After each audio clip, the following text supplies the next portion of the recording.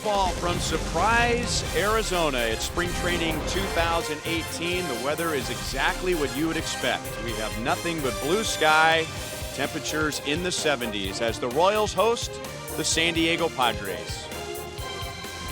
Hi everyone, welcome back to the ballpark with Royals Hall of Famer Jeff Montgomery. I'm Ryan Lefevre and welcome to season number 11 on Fox Sports Kansas City. And Monty, careers can be a lot like life. Sometimes they have a tendency to go full circle. And when Ned Yost arrived, it was a rebuilding type of a situation, and that's what he's dealt with now. Well, exactly that, Ryan. And if you look at what Ned's done, he's been through this process once on rebuilding a team and really going through a championship experience with this club. A lot of the players have been through it too. Now, Ned's role is going to be to evaluate. We've seen these players come out, play hard. They got a great record in spring training. It is just spring training, but I think that competition brings out the best. Yeah, these kind of spring trainings are more interesting because there's a lot more competition. There are a lot of positions up for grab for the Royals. And center field, we got another piece of the puzzle there when the Royals signed John Jay today. Yeah, I thought that was a great signing. John Jay is going to take an opportunity to go to center field and be an everyday guy out there. I think he's a guy that with his experience, he can add a lot to this team in the clubhouse, on the field, but we know one thing, he's a guy that's going to get on base.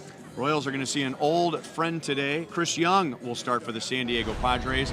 And the Royals are hoping for a big year from Nathan Carnes, back from surgery. He'll make the start for the Royals.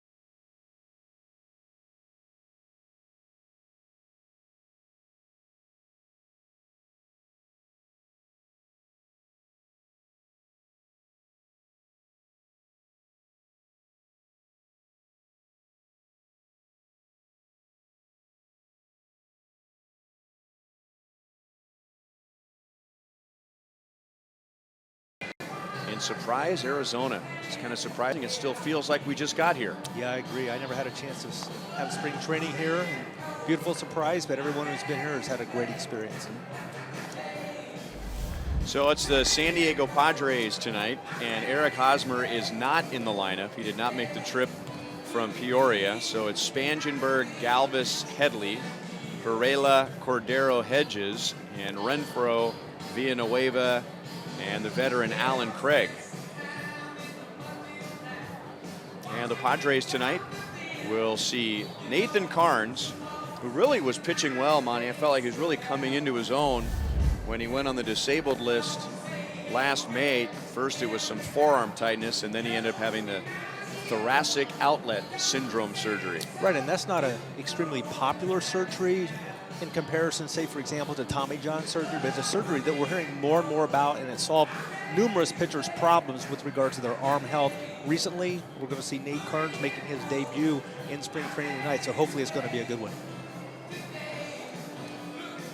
Some new names defensively. Royals last year committed the third fewest errors in the American League, just 79. Alex Gordon, Paulo Orlando, Jorge Bonifacio, familiar names. Chesler Cuthbert, Alcides Escobar is back at short. Whit Merrifield at second. Lucas Duda is at first. Salvador Perez is behind the plate.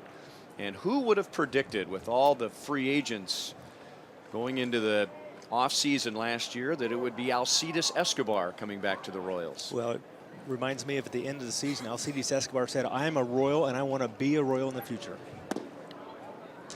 Ball went inside to Corey Spangenberg. So Esky is back, and this very well could be the Royals' opening day lineup with Jorge Soler as the designated hitter tonight.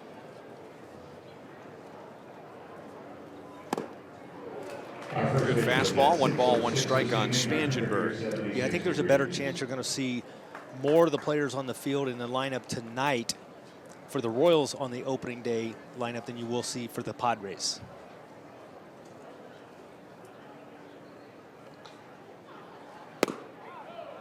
Good location.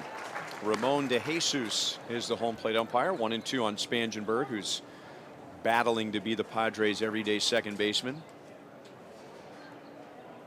He was their second baseman when the Royals played the Padres last year in interleague play. That ball may have hit the dirt first before he made contact.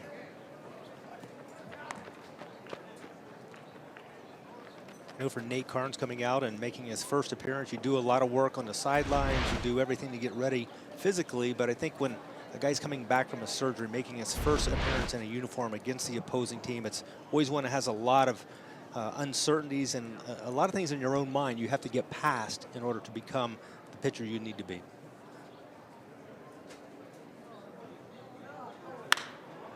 Well hit. Whit Merrifield dives at the middle and from a knee, not in time at first base. Shortstop number 13, Freddie Galvis. They got the breaking ball up a little bit, and Whit gave it everything he had to make that play, and unfortunately just not quite in time.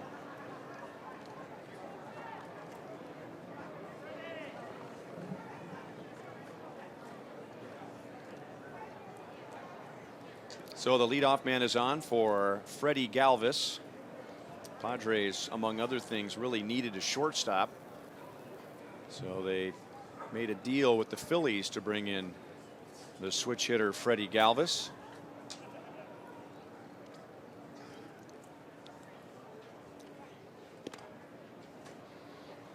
There are many reasons why the Padres went out and spent the money they did to sign Eric Hosmer, and there was a lot of talk obviously about his leadership, his experience, having been to a couple of World Series, but the Padres had big problems on offense last year. They needed at least a bat, and they also need some young players to take the next step forward. Padres were managed by Andy Green on the right, and his bench coach is Mark McGuire. They were last in the major leagues in several offensive categories, including runs scored. 1-1. And I think looking at this Padres team, I think looking at where they are with regards to development, they're going to be like, for example, the Royals. They're going to try to develop as many players through the draft, develop their players in their organization to become eventually everyday contributors at the major league level. But their minor league system is stacked with players, so they got a very bright future ahead of them.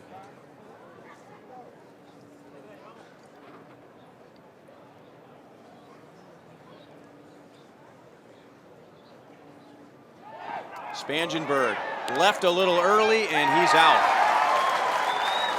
So he thought he had time Nathan Carnes perfectly, but Carnes did not go to the plate when Spangenberg thought he would, and he is out. Great job by stepping off, didn't get disrupted by the runner leaving early, and really kind of stayed calm and collected and made a nice throw, and Duda puts a tag on him.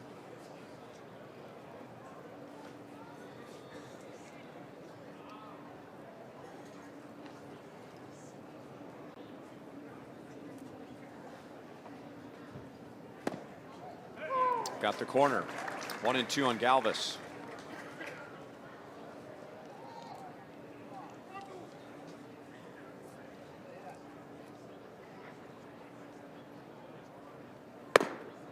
Two balls, two strikes. It's really a shame for not just Carnes, but the Royals. When he went down in May last year, in his first year with the Royals, he really seemed to be hitting his stride. And when he went on the disabled list initially, it was initially only going to cost him a start or two. Alex makes a play in left field, 2 down. Thoracic outlet syndrome, and the surgery is very complex. One of the ribs is cutting off either circulation to an artery or rubbing up against a nerve, which affects the feel for a pitcher, and they literally go in there. I think it's like a 5 or 6 hour surgery to remove the rib. Yeah, and it's a surgery that has varying results, and everybody's on a different timetable, which most surgeries are. But for example, Tommy John, now you can kind of predict where a guy's going to be 12 months out, 16 months out, and it's going to take him the amount of time to get back. With the thoracic outlet syndrome surgery, a lot of guys, they just don't know. There's not enough experience or history on what is it going to take to get back. But I know last year Nate Carnes was throwing in September. I felt like that was a really good sign. Upstairs to Chase Headley. Chase Headley was a college teammate at the University of Tennessee with Luke Hochevar, which kind of ties us into thoracic outlet syndrome surgery, because Luke Hochevar had it 2 seasons ago and he's not back yet. Right, and that's the unpredictability of that surgery, and everybody's different. And I think we'll learn more and more as things move forward with medicine and baseball players in particular that have that particular procedure.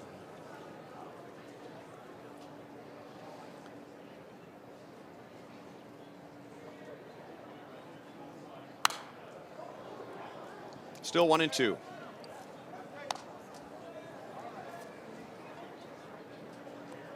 Ned Yost in his 9th season, 8th full season as Royals manager, and as we talked about at the top of the broadcast, has another. The Royals don't like to use the word rebuild. It's more of a reload, much different from the first rebuilding, which literally was from the ground up. But Right. Ned's been through this before. He went through it with the Braves as a coach. He went through it with the Brewers as a manager, and he's been through it once with the Royals. Yeah, and I think when you look at where they are now with regards to their, and let's just call it the rebuild, the restructuring, what they're doing, they're so much more advanced with regards to the talent in the organization, because Dayton Moore and his troops have been around long enough now to make sure that there are no voids, there are no holes. Now these guys are in a developmental mode. They still have time to go in the minor leagues, and then once they get to the major leagues, we all know that it takes a few years to get to be where you're the player that you're going to be for the balance of your career. And this group doesn't have 20+ years of a playoff drought hanging on them. 3-2 on Headley. And I think that's what gives Dayton and all the people who work for Dayton in this organization. There are many, many who contribute to make Dayton the successful general manager he is. But all those people understand what it takes, and the fact that they do have a lot more to go, but they've done it before, and now people have that trust. Still 3-2 on Headley.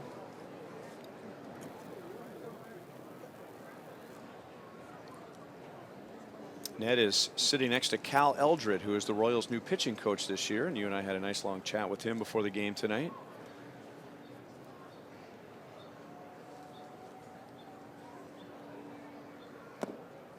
Headley certainly earned that walk, and he's on with 2 down.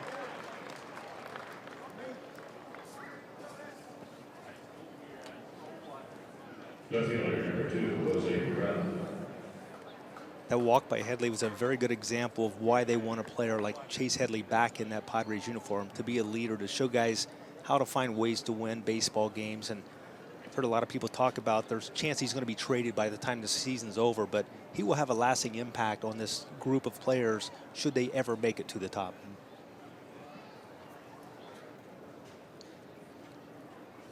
Jose Pereira.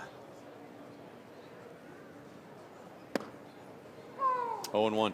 The debate went on and on in Kansas City as to what the Royals should do. How much money should they spend? Should they bring back certain players, or should they just dive full into a rebuild? But the topic that kept coming up, and this gets back to Chase Headley and whatever his role is this year, somebody has to show the young guys how to be a big leaguer. No doubt about it. And if you have a number of those guys in your clubhouse, in your locker room, the better off you're going to be with young players. And especially when you have players like Salvador Perez who've been through it. He's great when he's able to really work primarily with some of the young Latin American players who come into the game, come into the organization, whereas we've seen a lot of players contribute in different ways. 1-2 on Pereira.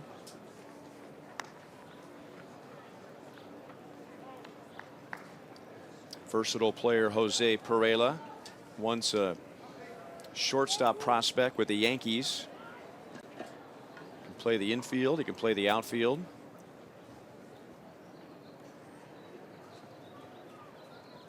Batting with Headley at first base and 2 down.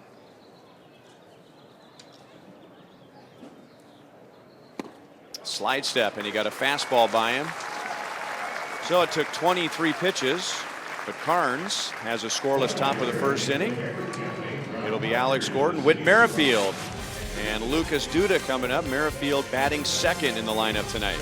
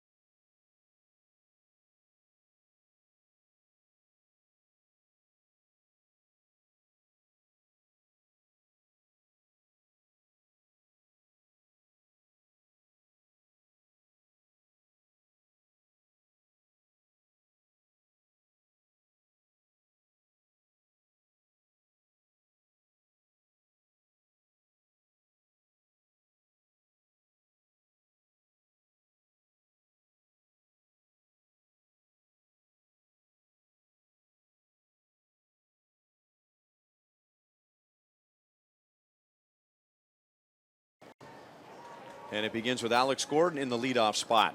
Whit Merrifield batting second. Lucas Duda will hit third. Middle of the order is Salvador Perez, Jorge Soler, and Jorge Bonifacio. And then Paulo Orlando, Chesler Cuthbert, and Alcides Escobar.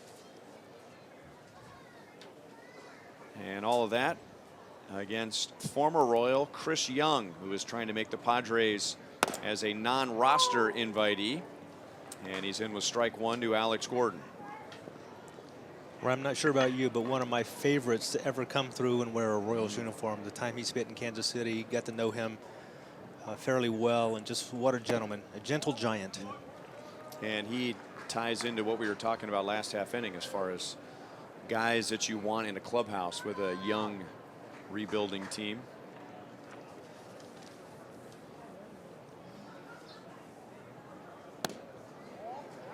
2 balls, 1 strike. Two guys facing one another right here who played huge roles in the 2015 World Series. Alex with that dramatic home run in the 9th inning of Game 1. And Chris Young, who had 2 outstanding performances out of the bullpen. Alex is going to be on. That was a tough play for Spangenberg at second base. Trying to play a hard hit short hopper. Get a little top spin on this Arizona dirt, you got a pretty good chance of standing on first base, because this infield's hard and the ball travels.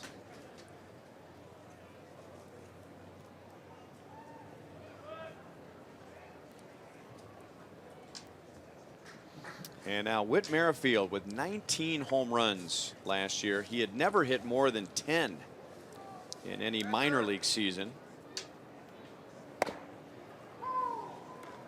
Over the outside for strike 1.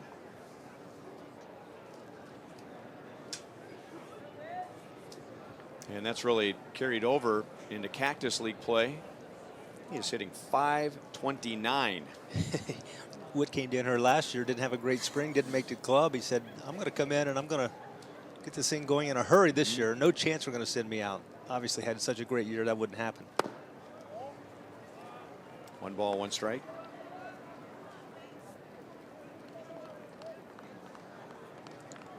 He obviously would be the front runner to be the Royals' everyday second baseman, but Ned Yost is still moving him around, taking advantage of his versatility.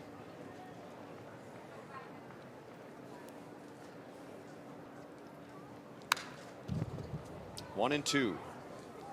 Well, I think that's one thing as a player, you certainly want to have value, and when you can wear a numerous amount of mitts, whether it be a first baseman's mitt, an outfielder's glove, an infielder's glove, it certainly adds to your value. And I would think there's a good chance that Whit's going to play second base more than anywhere, but having the ability to be flexible, and who knows where the season's going to go and who they want to give an opportunity to play at various positions, but Whit certainly will be a valuable part of that. Still 1 and 2.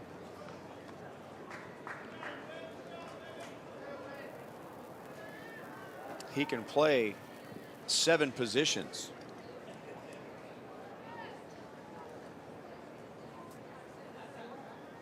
And I'll bet in an emergency situation, if they needed him either on the mound to just throw some strikes or put the catcher's gear on, he could probably handle that too. He's an athlete, no doubt about it.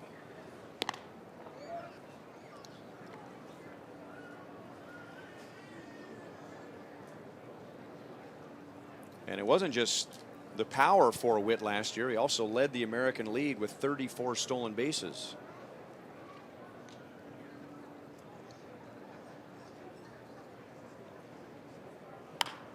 Jammed him, and it's still 1 and 2. Chris Young demonstrating that riser pitch, that invisible that we're so accustomed to seeing him throwing, pitching up in the strike zone with intent.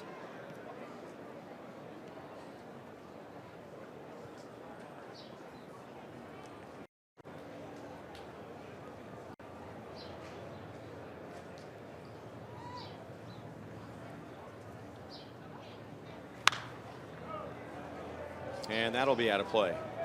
Mentioned 2015. Chris Young arrived in the middle of spring training. He was unsigned. He had been the American League Comeback Player of the Year in 2014 with Seattle. But like a lot of players this year, just didn't have a job. Showed up here in spring training and did everything Ned Yost asked him to do. He pitched 2 excellent games in the World Series, 1 relief appearance in Game 1, later made a start in New York. And got him with a slider. That's the first out of the first inning. 7 innings pitched for Chris Young in the World Series in 15. 2 hits allowed and 7 strikeouts. He was on his game, no doubt about it. Talk about being locked in, that laser-like focus he had. It was great to watch him perform.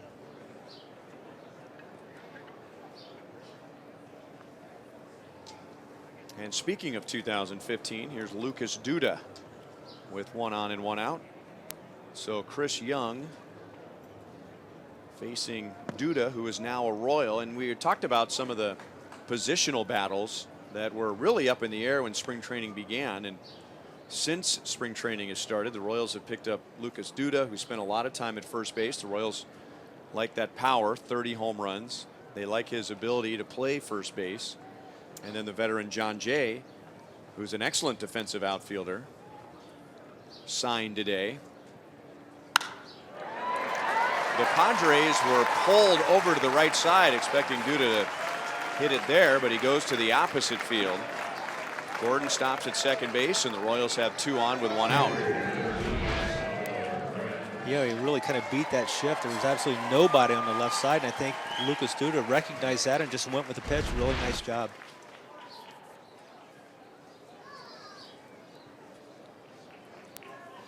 And a big ovation for Salvador Perez. 27 home runs last year. That was a career high.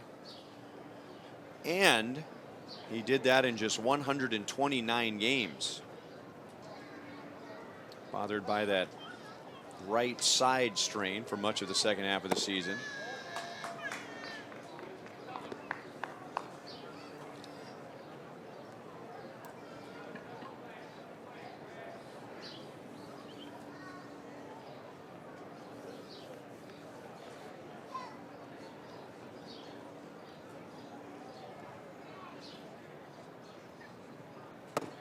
Salvi, for the first time since 2012, did not win a Gold Glove last year. And when asked about that, he said, "I didn't deserve to win a Gold Glove." Very straightforward. And I think the way he played through that injury obviously showed the toughness he has, but it also limited his ability. But I think looking deeper, if you look at the pitchers on the mound, they really didn't do nearly as good a job holding runners as he needed them to do. Villanueva steps on the bag at third. And that's a 5-3 inning-ending double play. So 2 hits, 1 left, and no score in Arizona.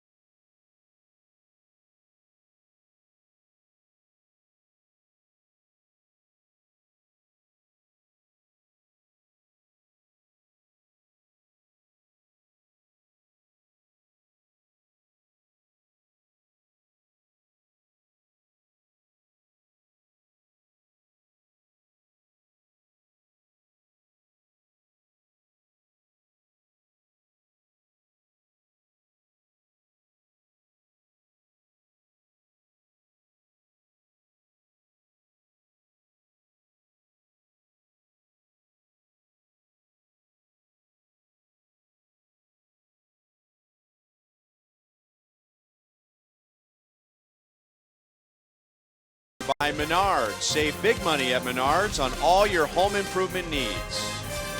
By Surprise Arizona and Surprise Stadium, rated best spring training facility in the Cactus League by USA Today. And by Shelter Insurance. For your auto, home, and life. We're your shield. We're your shelter.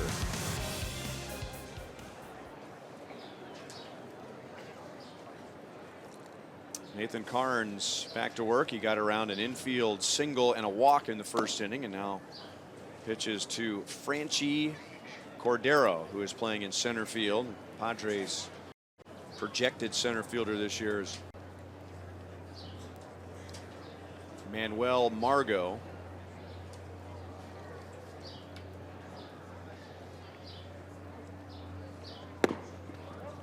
Tried to bunt with Cuthbert back at third. 1 ball and 1 strike.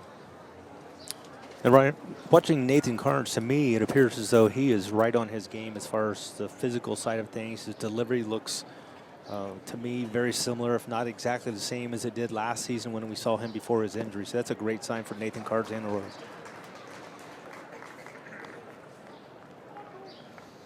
We understand that occasionally your picture has been fading to black, and we apologize for the technical difficulties.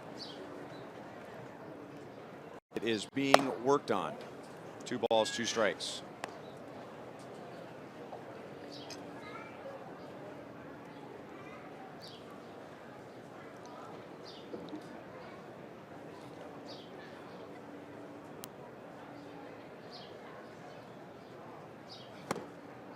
Good fastball.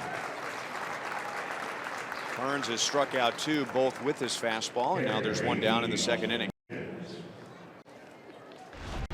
Yeah, I like the fact he's using his fastball, and that's a good sign when you're able to really pinpoint that pitch. That's where exactly that pitch has to be, because if it drifts back out to the middle of the plate, there's a good chance it's going to get good wood on it. Austin Hedges with 1 out.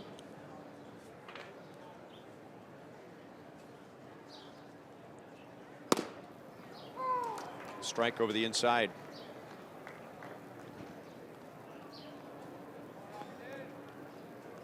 Carnes has played for the Nationals. He has played for the Rays. He has played for the Mariners, and then came to the Royals in the deal for Gerard Dyson a couple of off seasons ago. Did you have your shoulder surgery during the off season?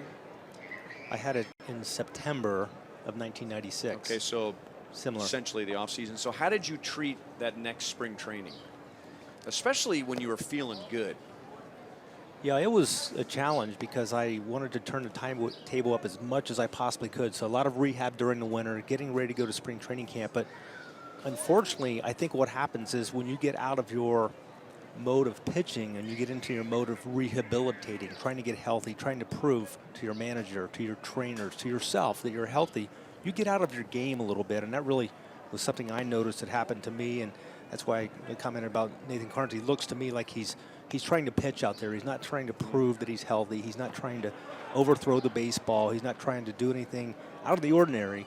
And that's unfortunately something that's very easy trap to fall into when you are trying to prove to everybody that you're just healthy and you want to be on a roster.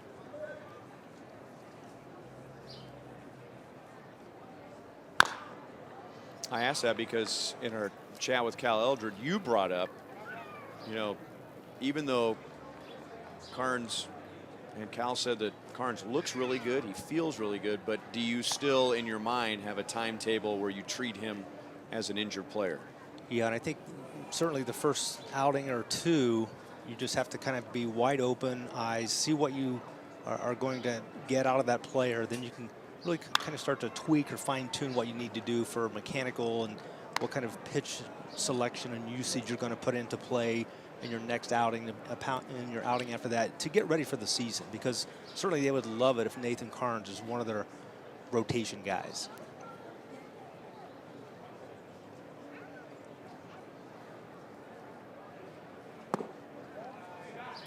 Hedges lays off a good hard slider down, and that fills out the count. Austin Hedges is hoping for a better start to this year. He started last year 0 for 24. Didn't mean to do it. Again, it's a good fastball with movement from Carnes, and there are 2 down. Again, he's going to come inside with that fastball, climbing the ladder, and for a hitter, that looks like such a hittable pitch. But with the finish, the late life that you get there, finishing out of the strike zone, not a lot you can do with it as a hitter.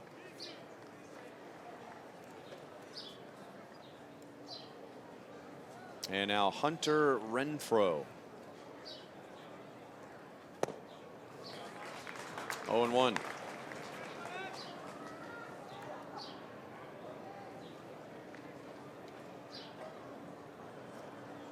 He had 26 home runs for the Padres last year. Padres finished last in the major leagues in batting average, runs scored, on base percentage, and OPS. Dead last.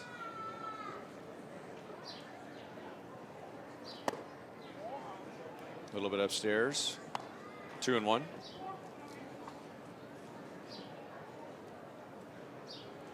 It's very difficult to compete for a championship if you are at the bottom of either hitting or pitching.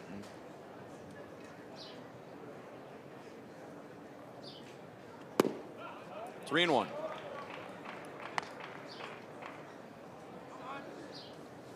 San Diego finished in 4th place last year, 20 games under 500. And because of that great season from the Dodgers, they were 33 games out of 1st place. And we've been comparing their situation to the Royals several years ago, but they've had a pretty significant drought. They've had 7 consecutive losing seasons. They've had a losing season in 9 of the last 10 years. And really never really in contention in 9 of the last 10 years. And now you're in a division with the Dodgers, with San Francisco, franchise that's not afraid to spend money. And then the other 2 teams were the wild card teams last year, the Diamondbacks and the Rockies. Exactly. And when you're in that division, you got your work cut out for you, no doubt about it. No swing. Renfroe will walk, and that's the 2nd given up by Carnes. Third baseman, number 22, Petco Park in San Diego, very similar to Kauffman Stadium in that it's a much better ballpark to pitch than it is to hit. So tied for the lowest batting average, and they need to pick up their game on defense. They had the 2nd most errors in the National League.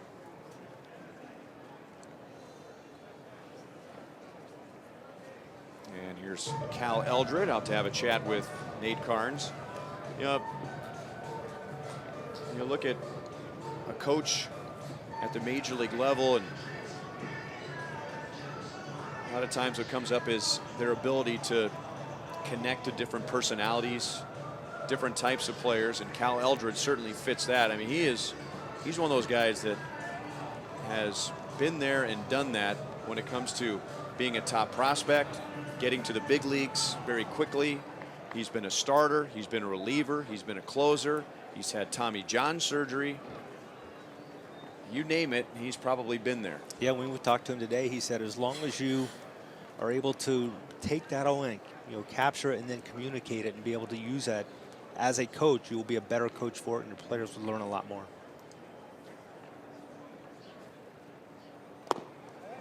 Ball 1-2, Christian Villanueva. He is playing at 3rd, and Monty had mentioned earlier Chase Headley, who is the DH tonight, will most likely open the season at 3rd for the Padres, but this is probably the Padres' 3rd baseman for the long term.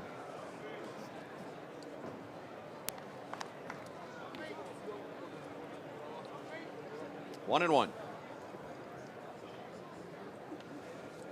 Nate Carnes, 45 pitches on the evening. I'm sure he's probably getting very close to the maximum amount they want him to go on the evening. I'd love to see him be able to finish this off and go to the locker room and really take away a very positive from the first outing. So let me ask you this. If Nate Carnes is a young guy trying to make the team and impress Ned Yost and Cal Eldred, you'd say, you know, he kind of labors through 45, 46 pitches, whatever. But as a veteran, do you want innings like this?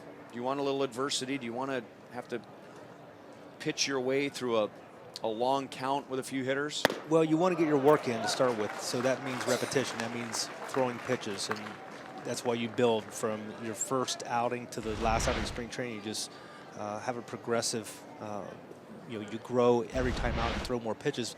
And then you look at the situation. Do I break out my breaking ball my first outing? Do I throw my changeup more?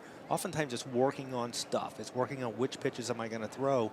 But I think for Nate, he's a guy that, at least for me tonight, he's shown his ability to throw his pitches. And that's somewhat unusual for your first outing to go out there and mix in all of your pitches. But you're usually fastball dominant your first 2 or 3 outings. Then you start to go into that mode where you're going to work on getting guys out. But, you know, here we are a week plus in the games, and you know, it's a time to really kind of start working on those things. And Nate obviously didn't have his first start until tonight because of the getting ready because of the setback.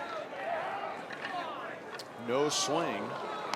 So 2 strikeouts followed by 2 walks. And a couple of pitches in that sequence to Villanueva where it appeared that Salvador Perez and Carnes thought maybe pitches could have been strikes, and now 49 pitches is going to be the end of the line for Nate Carnes. So he will depart with 2 on and 2 out and no score in the second inning.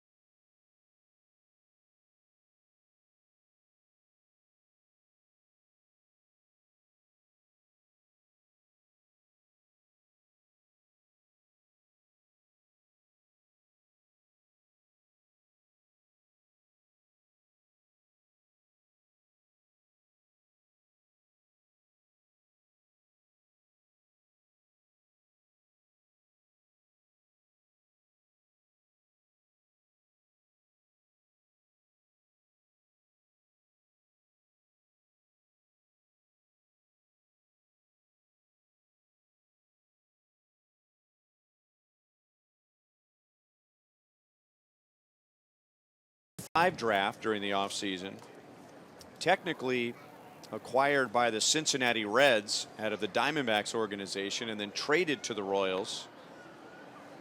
So those are his numbers last year at Double-A Jackson. A lot of times, Monty, when you're talking about a Rule 5 player, they haven't played beyond A ball, but that's a lot of experience. 26 games last year at Double-A. Yeah, just watching him warm up, there's certain guys when you see them throw, you can tell that the way the ball comes out of their hand is something a little special, a little different. I think Keller, to me, falls in that category. He is 6'5", 230 pounds. And he's just 22 years old.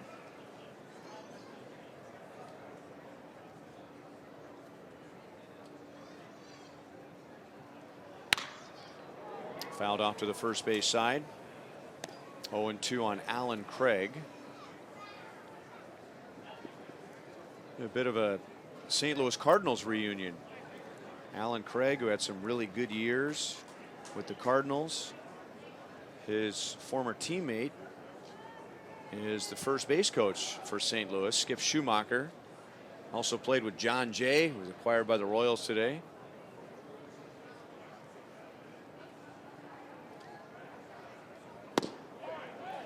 Slider got the outside. Craig doesn't like it. So Keller is impressive coming out of the pen and getting the final out of the second inning.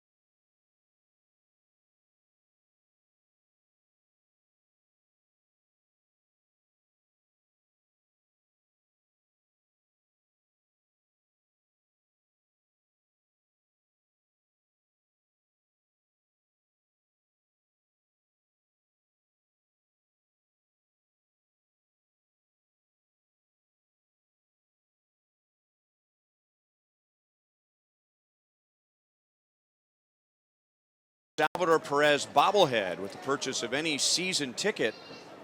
Visit Royals.com/STM for details.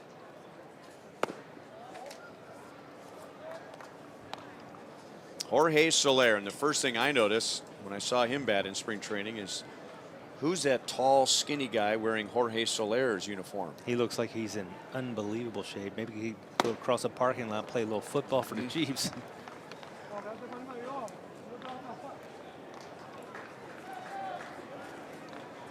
He is being used as a designated hitter tonight.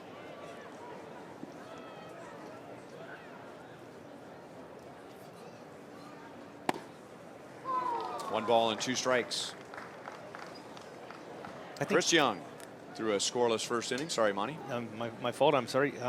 I think 2 players in the lineup tonight have the ability to make a huge difference in the success of the Royals offensively this year. This man being one of them, Jorge Soler, and if Alex Gordon can pick up where he left off last year, I think those 2 players have the ability to be difference makers in the roster.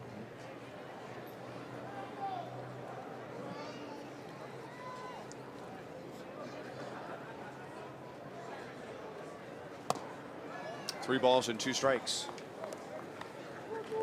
Well, I'm excited to see this guy play every day.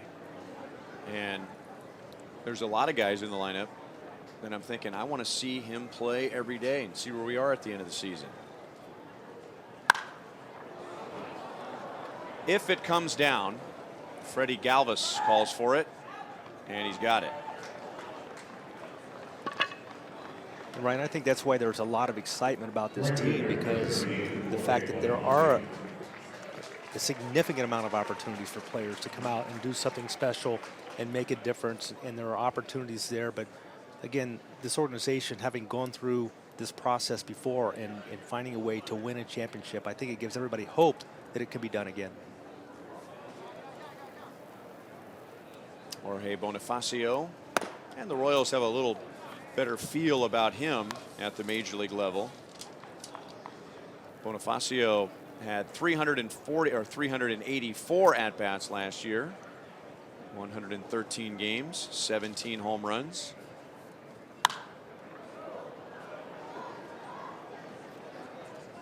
No balls and 2 strikes.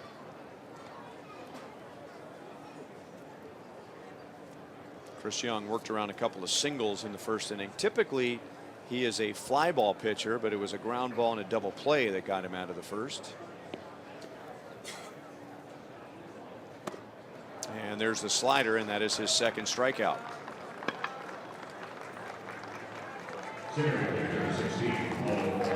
See why looking sharp. He's locating his pitches exactly the way that we saw him do, and he's a guy that unusually is able to throw that breaking ball up in the strike zone. A lot of times that's a very dangerous pitch, but he has the ability to locate both his fastball and his breaking ball up in the zone and then finish oftentimes out of the strike zone with that slider for a put-away pitch. Paulo Orlando takes strike 1.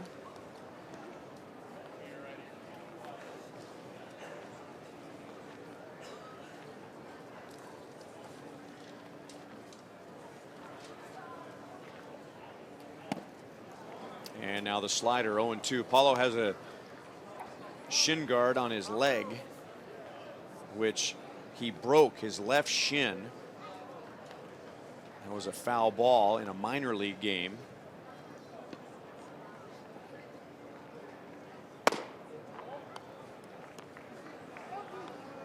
Last year, because Jorge Soler injured himself in spring training, he started on the disabled list. Paulo Orlando was the Royals' regular right fielder. Got out of his normal up the middle other way approach. The Royals sent him back down to the minor leagues just to kind of find himself, and that's when he broke his leg and ended up playing just 42 games in the minor leagues.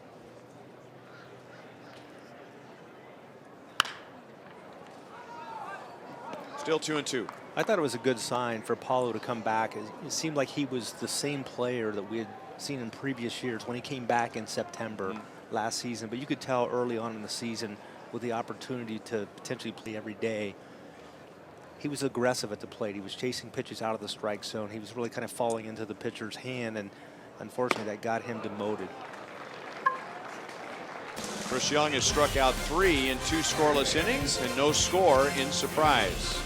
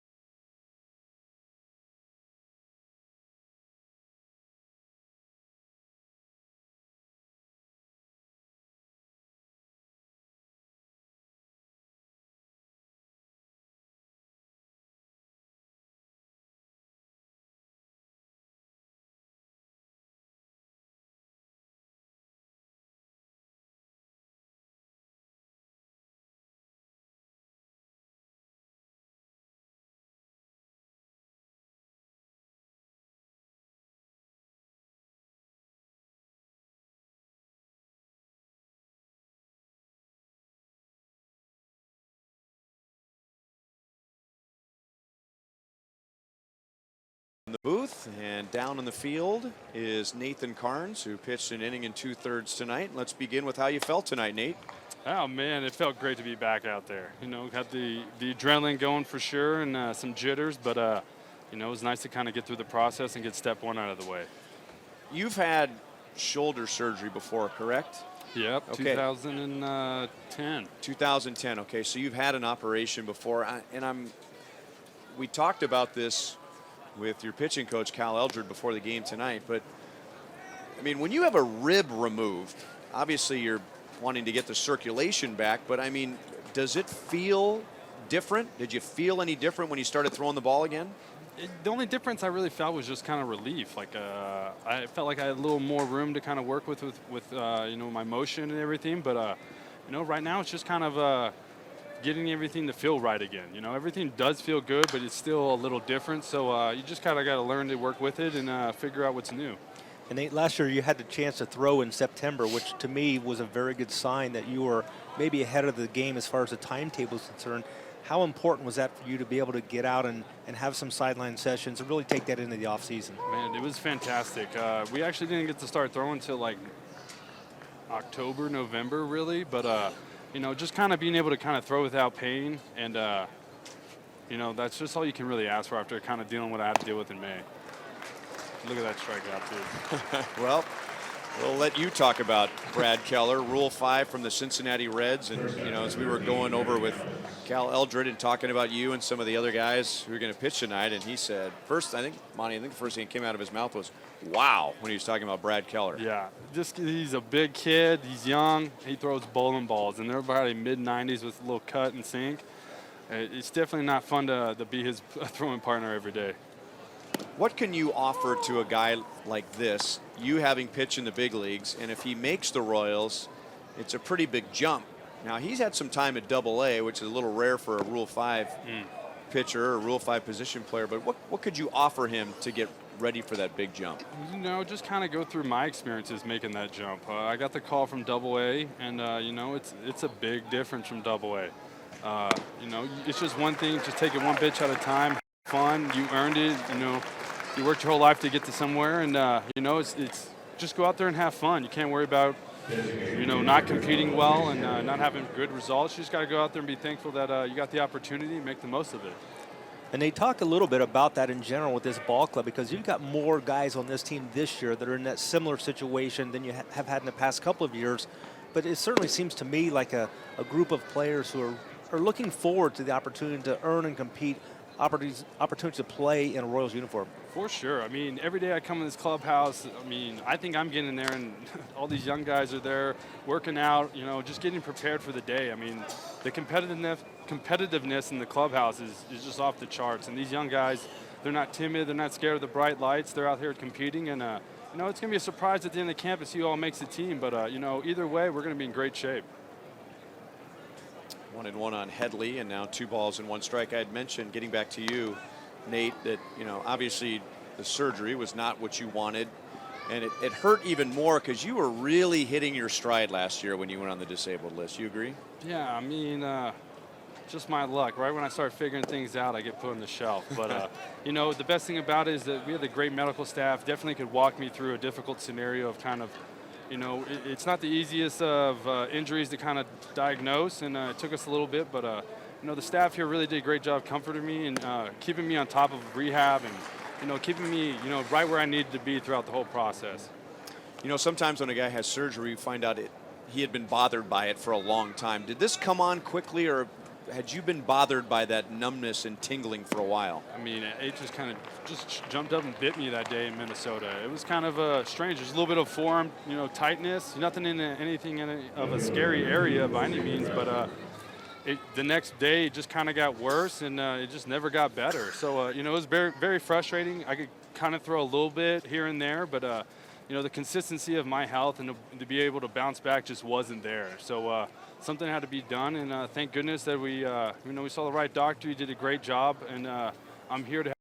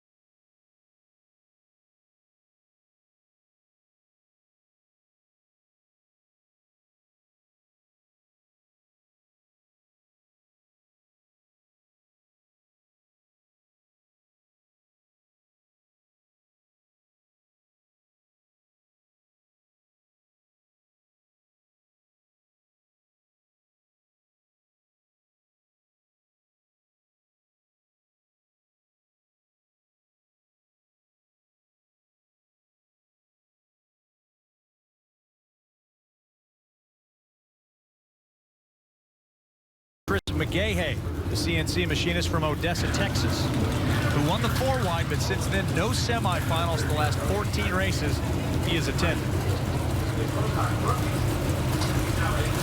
McGahay was the #1 qualifier at one portion of qualifying. And at 009 line, it's McGahay away first.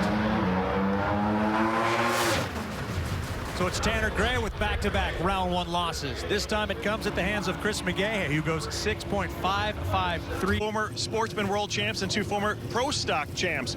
Jed Coughlin Jr., the #11 qualifier. Everybody refers to him as the natural and the reigning champ right now, both.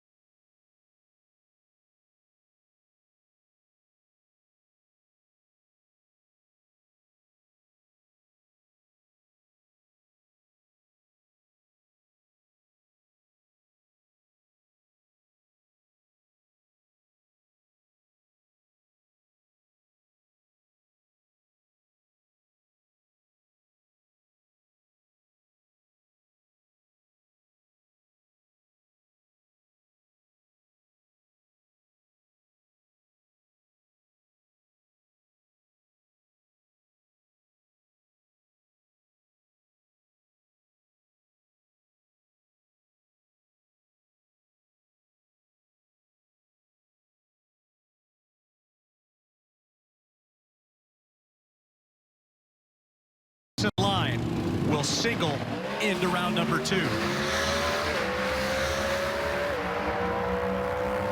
And as he crosses the finish line, he stops the clocks at 6.552 seconds, and he is heading toward the top end, the end of the racetrack, where we find Amanda Buser.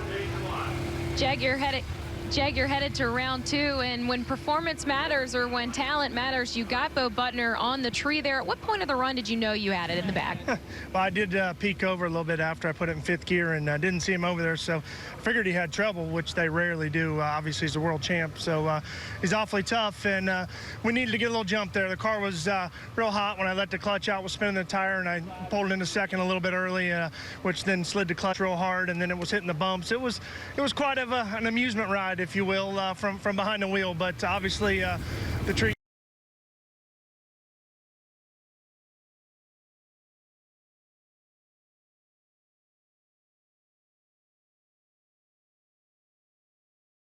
Derek Kramer, 64th in class history, is up against Alan Brzezinski. Quickly, we go to Bruno. You know, what a difference a little horsepower can make for Derek Kramer. He said that one thing that's helped them this year is the fact they learned so much about how to get down the racetrack without power. Now they've got the power, they know they can run at the front of the pack, and KB horsepower is giving them just that. Derek Kramer is certainly getting some confidence this weekend for sure. Well, both these drivers are taking their time. They're both pre-staged right now. They're staging battle. Well, Derek Kramer goes in. Kramer away first. If things hold true, it will be the new #1 qualifier heading to round number 2 to take on Drew Skillman. 667.6, a very subpar number, but he'll get another opportunity when he comes back for the second round.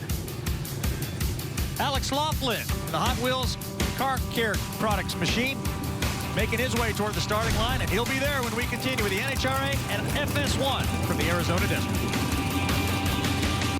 When the trash talk stops. When it's time to put up or shut up. When your money is in his pocket.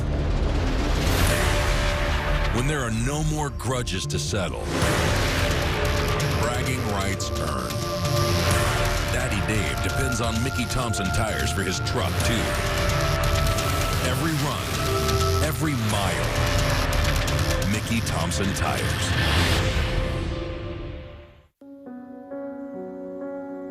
There is no doubt the competition is fierce. The 29th champ Top Fuel Racing is Brittany Ford. This is where champions compete. Faster than anything you've ever seen. 339 miles an hour. Feel the excitement, the ultimate sensory experience for yourself. Come ignite your senses in Gainesville, Las Vegas for the all-new 4-wide, and Houston. Get tickets now at NHRA.com.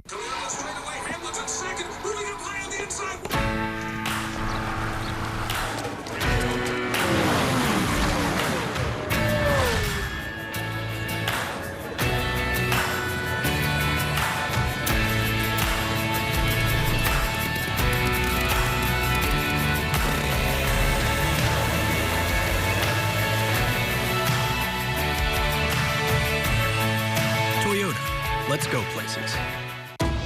The best leaders make those around them better. Mistakes are gonna happen. It's how you bounce back that matters. Get out there and leave it all on the field. Those butterflies you feel right now, they're gonna help you fly. Winning isn't about the scoreboard. It's about giving it everything you have. Every athlete deserves a positive coach. Positive Coaching Alliance. Better athletes, better people. I am unstoppable. I'm not afraid to be me. I am full of possibility. Girls on the Run inspires girls to be joyful, healthy, and confident. Dedicated volunteer coaches help 3rd to 8th grade girls embrace their strengths and celebrate what makes them unique. They team up for a community service project, then finish with a 5K. Thanks to our volunteers and partners, Girls on the Run can be a game changer for young girls. To learn more, log on to girlsontherun.org. Back at the NHRA All Access Arizona Nationals. School is in session. It's called Nitro School. If you ever have questions, Tony, about how a nitro car is put together and the tune-up that it takes to make these cars go down, you can go ask questions of either Alan Reinhardt or this particular weekend, Jack Beckman. Well, one of the other good things, you can listen in, you can get educated, but you have access to any of the tuners. They're very approachable when you come to an NHRA event and get into the pits. The key is right in So now we go back out to the starting line with our 6th pair of Pro Stock cars. It's Val Smealin out of Shirley, New York, a man who works in a concrete company.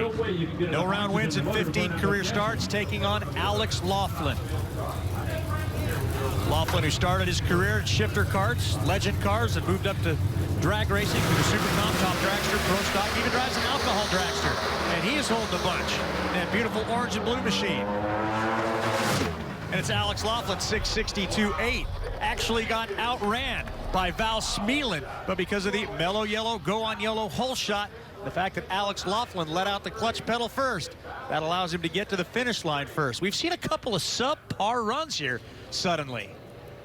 Well, you saw a lot of the nitro cars have some issues with the racetrack. Now, the temperature hasn't changed. In fact, at this point, you can see the mellow yellow go on yellow hole shot for the Hot Wheels Alex Laughlin car.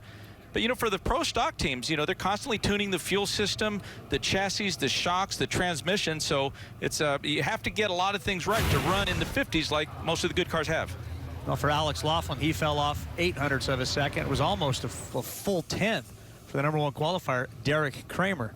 So we'll see how Steve Graham, the South San Francisco, California machinist, works in the airline industry, handles Erica Enders, who for a brief time was a #1 qualifier in that Melling performance machine. No round win.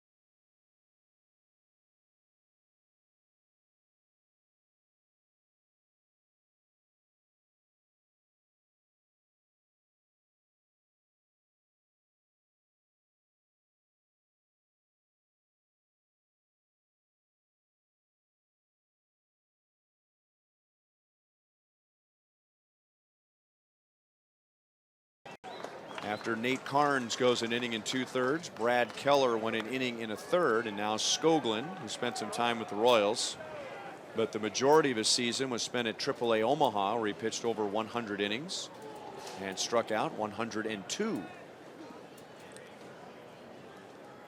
Skoglund has some impressive stuff. He's a tall, lanky lefty, not overpowering, but he has a nice fastball. He can pitch off his fastball. Low to Austin Hedges, who struck out against Carnes in the second inning.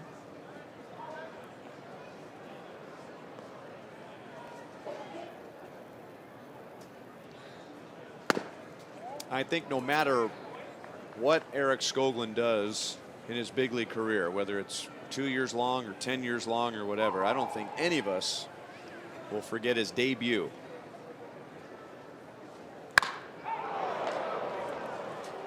Alex Gordon into deep left center field, giving way to Paulo Orlando.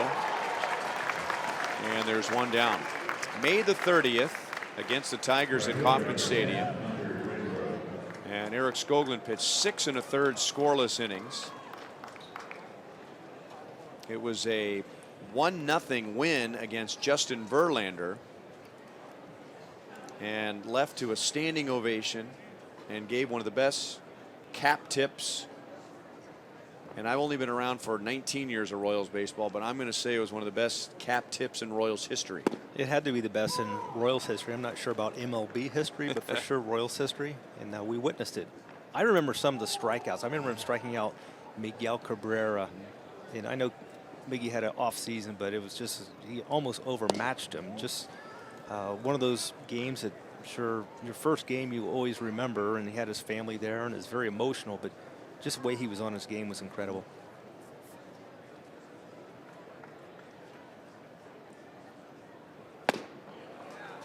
1-2 on Renfroe. Skoglund became one of 18 pitchers in history to have 6 scoreless innings in his debut, 6 or more scoreless innings, 2 hits or fewer, no runs, 5 or more strikeouts.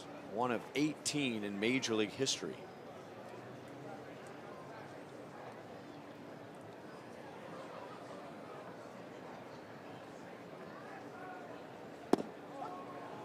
Over the outside. Salvi was set up on the inside part of the plate. But either way, Renfroe couldn't pull the trigger, and there are 2 down. I was talking about his fastball, and again, it's not a dominant fastball, but when he locates a fastball, he can be very effective with that pitch. He's got a good changeup and a good curveball to go along with it. And I think the biggest thing for Eric Skoglund is the experience he gained last year, and you'll see it with so many players, particularly pitchers. They come up, they have some success. They may have those struggles, those failures, which Skoglund had as well, but second time around the block for him this year should be a much easier turn.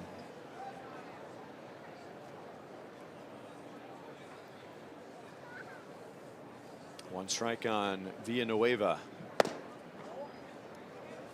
He's lefty, so you have the natural deception just being a left-hander, and he's got a lot of legs and elbows and arms coming at you. There's a lot to keep track of in his pitching motion if you're a hitter.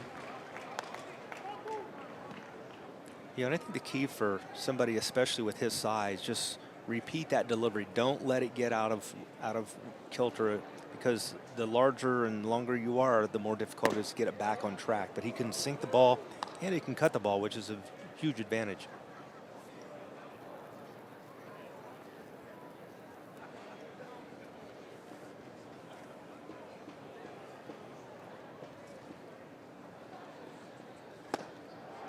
And he gets a strikeout. He strikes out 2 in a 1-2-3 top of the 4th inning.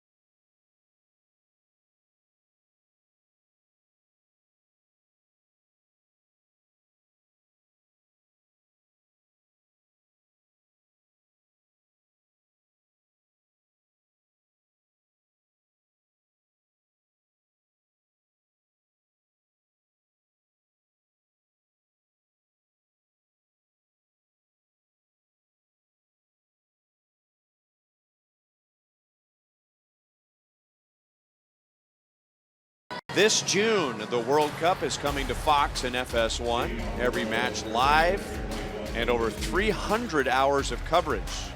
The world's biggest sporting event is just 100 days away, only on Fox and FS1.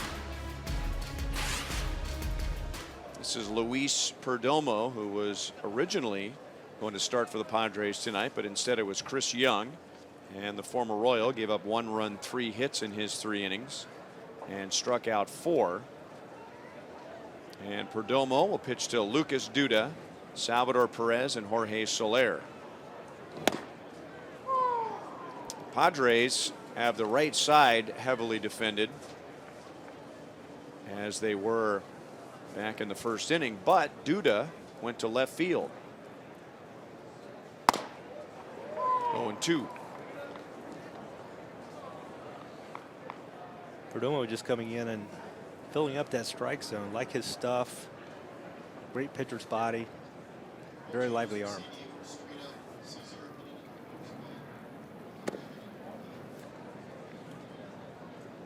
One and two.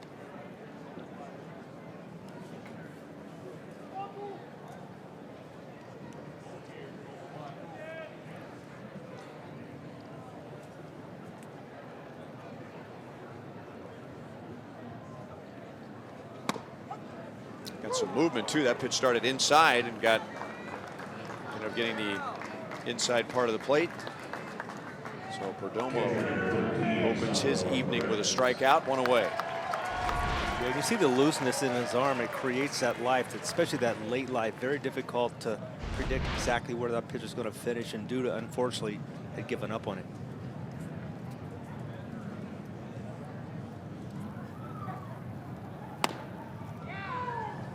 And a fastball in for a strike to Salvador Perez. He grounded into a 5-3 double play in the first inning.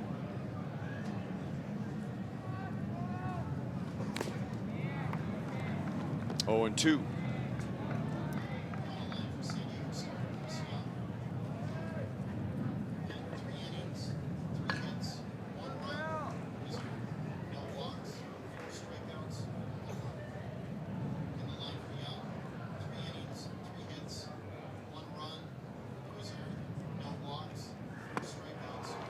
Back-to-back strikeouts. Padres pitchers have struck out 6 in the first 3 2/3 innings. Perdomo, you better be ready to swing it back because he's coming right at you. He's doing a challenge, especially with that fastball. Got a good one and was able to locate it.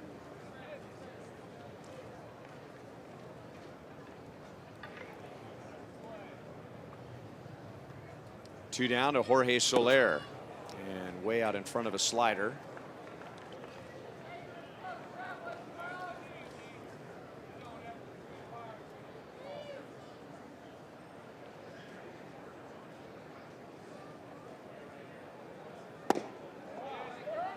Did he go? No. Scott Berry is the umpire at first base.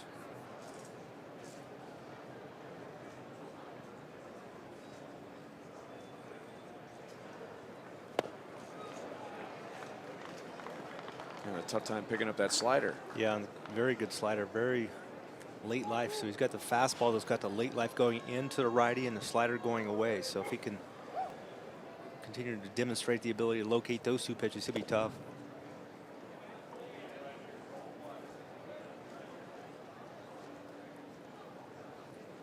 See a little smile on Perdomo's face. He had a little Johnny Cueto, little rocking chair pause in that delivery.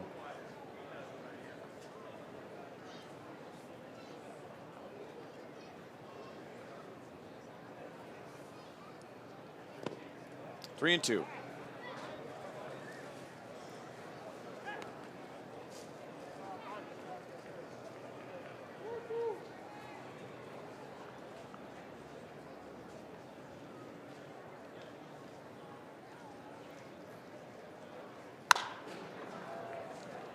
Foul. That is Javier Guerra, who has taken over third base for Villanueva, and the Padres also have a new left fielder, Matt Caesar, for Jose Pirela.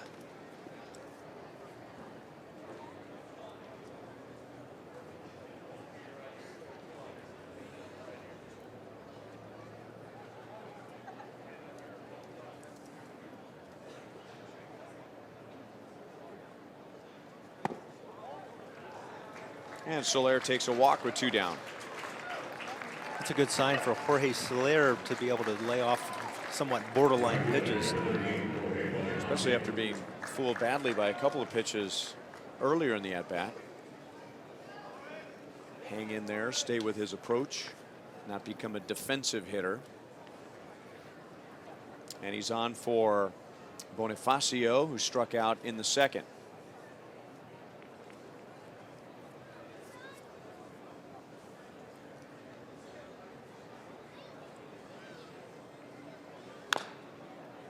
0-1.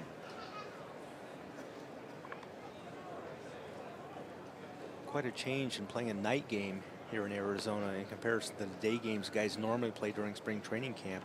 I'm sure it's a little of an adjustment trying to pick up a lot of the pitches, especially pitches with spin on them, playing under the lights.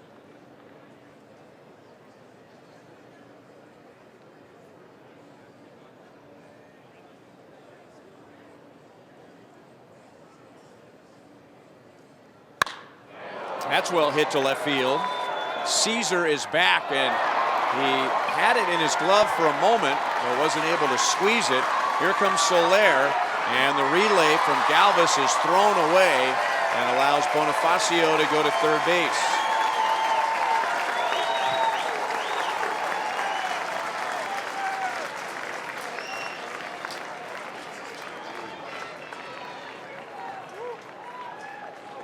So it's a double and an RBI, and Bonifacio going to third on the throw home. Yeah, really nice quick bat. Play probably should have been made. Maybe the lights came into play on that particular opportunity, but nevertheless a double for Bonifacio.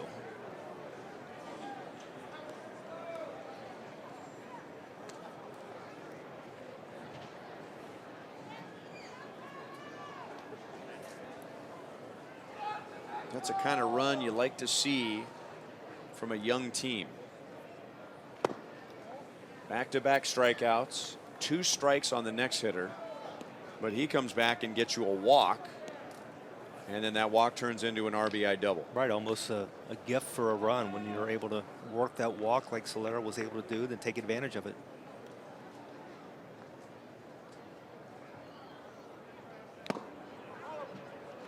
One and one on Paulo Orlando.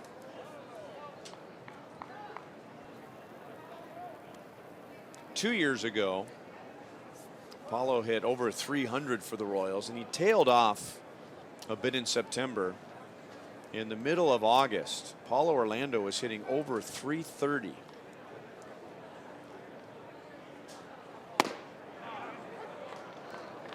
One and two, and most of his hits were ground balls, line drives, either right up the middle or right over the second baseman. I mean, he just wore out the center of the diamond. And a lot of those came in counts like this, when he was down in the count, had the ability to shorten his swing. This time Perdomo strikes him out. So Perdomo ends up striking out the side, but a 2-out walk leads to a run, and the Royals lead 2-0.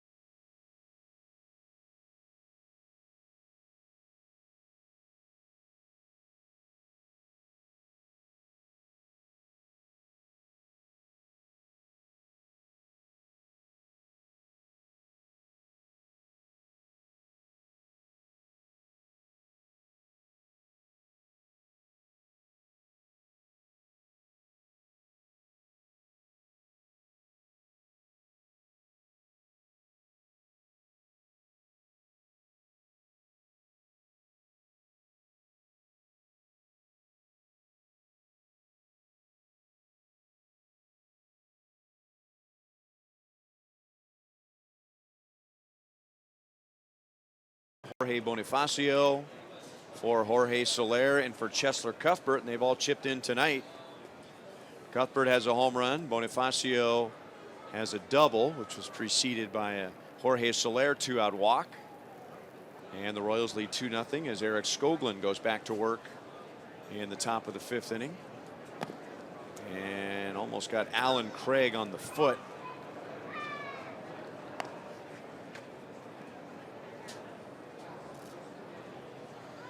Alan Craig trying to hang on to a major league career, which had a very promising beginning with the St. Louis Cardinals. Versatile player, could play the infield, could play the outfield, hit for average, hit for power, and he had great numbers with runners in scoring position, and then was traded to the Boston Red Sox, and I don't know what he ate on that flight from St. Louis to Boston, but he has not been the same. Yeah, amazing how certain players just tail off with a change of scenery, and who knows what it is, but it just happens.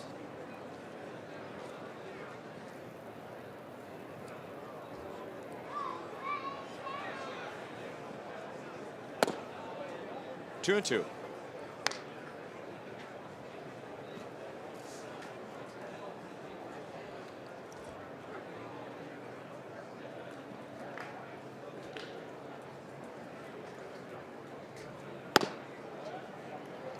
Inside, 3 balls, 2 strikes.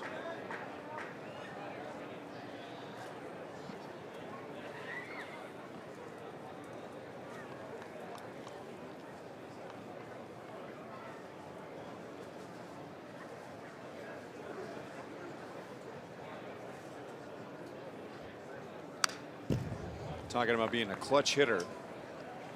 5 years ago, Alan Craig, with runners in scoring position, hit .454 to lead the major leagues.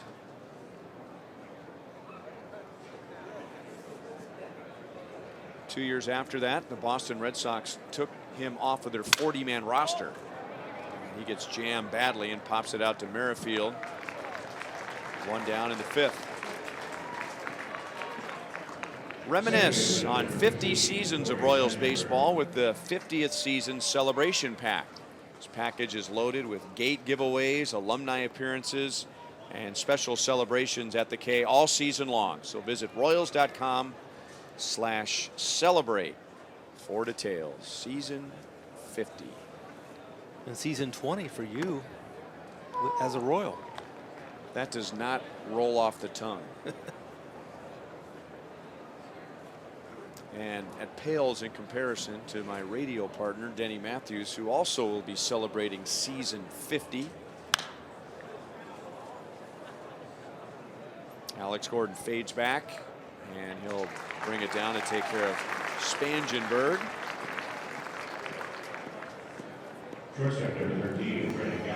So Skoglund has retired all 5 he has faced so far tonight. I really like what we're seeing from Eric Skoglund tonight. Just challenging hitters, pounding the strike zone, using that fastball, and as they like to say, he's letting it hunt.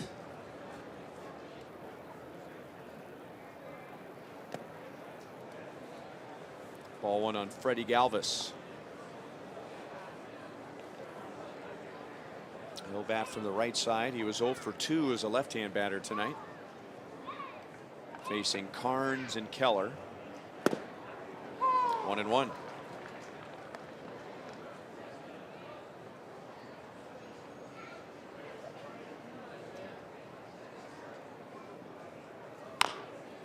Jammed him again. Escobar, no play. Even if he had been able to grab that cleanly with his bare hand, I don't think he was going to get Galvis.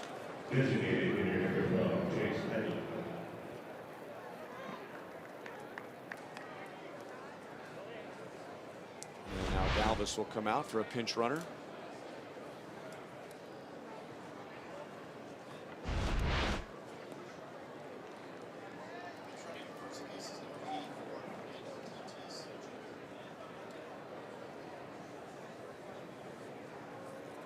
Chase Headley with a runner at first, 2 down.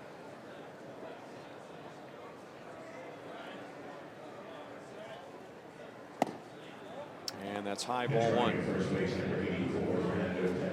It is Fernando Tatis Jr., 19 years old, youngest player in any major league camp, who is running for Galvis. Just talking about Denny a couple of days ago on radio. He and I were talking about an incredible accomplishment his father had. His father, Fernando Tatis, not only hit 2 grand slams in 1 game, he hit 2 grand slams in 1 inning. Playing for St. Louis at Dodger Stadium. I hope they were not off the same pitcher. They were off the same pitcher, believe it or not. Chan Ho Park gave up both of them.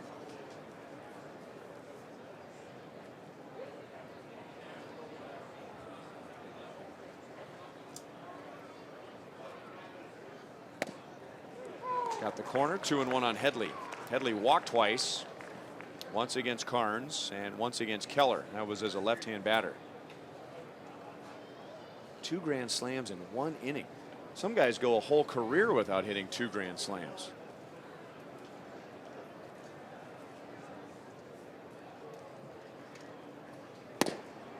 Big rip and no contact. Headley swung so hard he lost his balance.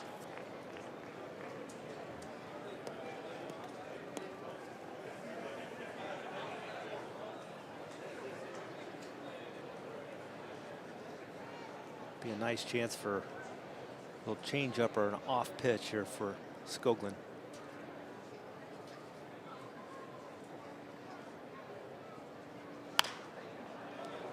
Still 2-2. Well, one of the things that Cal Elger brought up when we were discussing Eric Skoglund tonight was him using his fastball more, that he doesn't have to be a finesse type lefty. And he's going to stay with the fastball again here on 2-2. Really got in on his hands.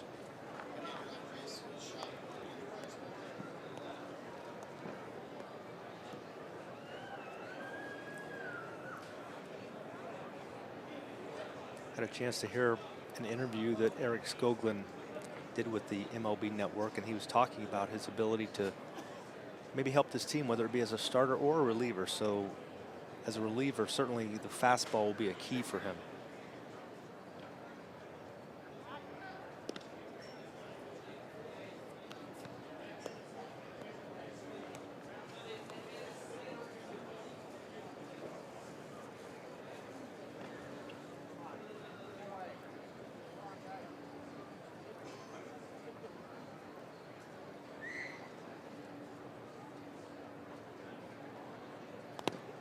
Full count.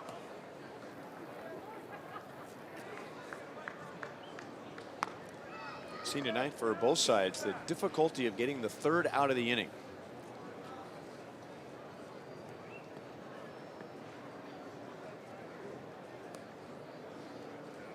In the first inning, Royals pitcher had 2 outs, nobody on, man reached. Second inning, 2 outs, nobody on, 2 men reached. Third inning, 2 outs, nobody on, 2 men reached. Skoglund had a 1-2-3 fourth. 2 outs, nobody on in this inning. An infield single and now a pop-up. And Salvi to the dugout, and it's back into the 4th row.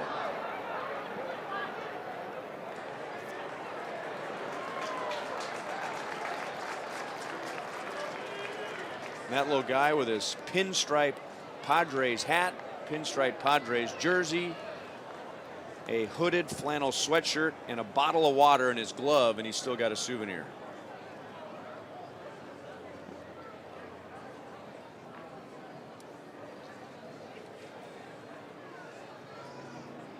Runner goes again, and that's pulled foul. Headley's had 3 professional plate appearances so far tonight. Well, and a big reason Chase Headley is going to be a part of this Padres situation as far as where they want to get to. He's a guy that can show how to give a professional at bat, how to work pitchers, how to run up pitch counts, and that's just something that's very difficult to do when you're a young player, but he's got experience and he can show players how to do that.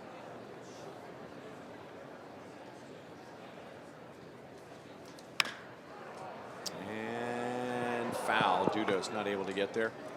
He had 1 great year, and he made a lot of money off of it, and it was with the Padres in 2012. Headley had never hit more than 12 home runs, never driven in more than 64, but in 2012 he had 31 home runs for the Padres. He drove in 115.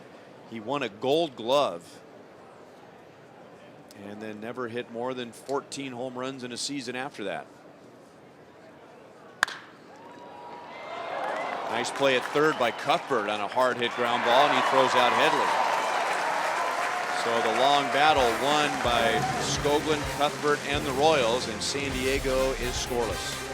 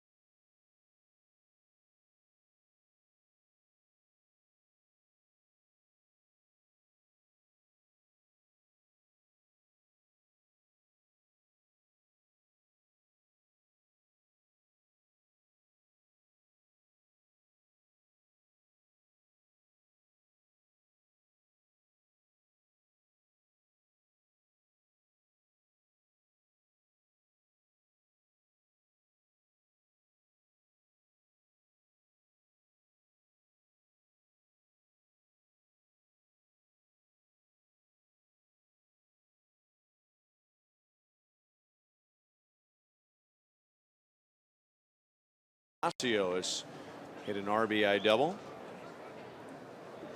And here's Chesler leading off the fifth. He led off the third with that home run just inside the left field foul pole. Fastball strike from Luis Perdomo, who struck out the first two Royals in the fourth inning, and then Soler was down in the count and was able to come back with a walk, leading to Bonifacio's double. And then Perdomo got another strikeout, so he ended up striking out the side.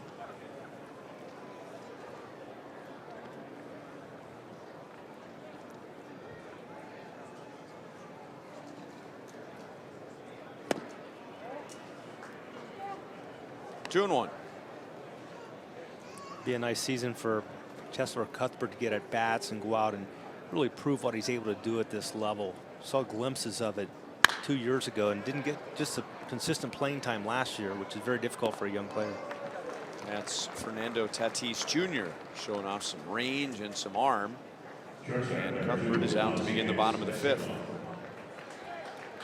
It looks like his dad. He looks just like his dad, who was a third baseman.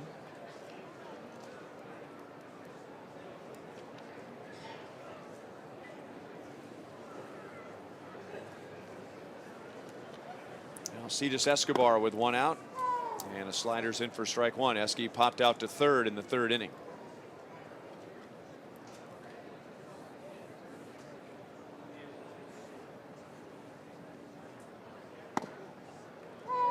Oh, and 2.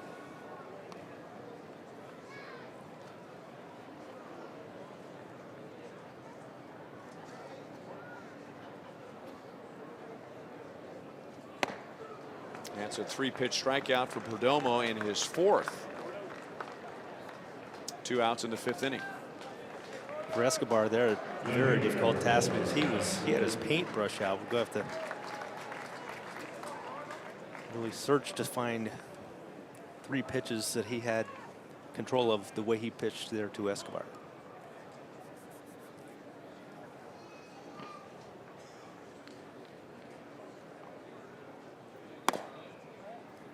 Alex Gordon has an infield single to the second baseman, and he is grounded out to the second baseman.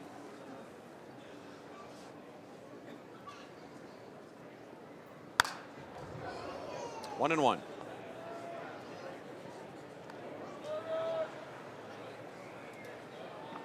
Chris Young started for the Padres. He gave up 1 run in 3 innings, and this is Perdomo's second inning.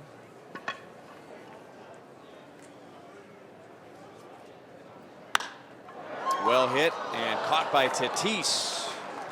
So he makes a couple of nice plays in the Royals. 1-2-3, bottom of the 5th inning.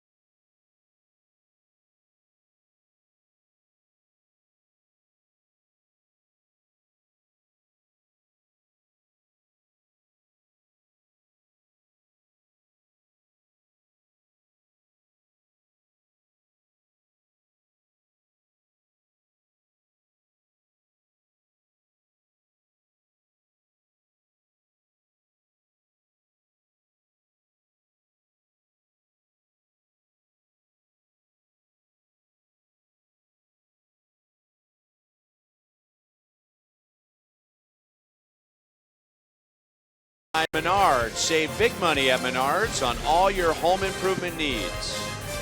By Surprise, Arizona, and Surprise Stadium, rated best spring training facility in the Cactus League by USA Today.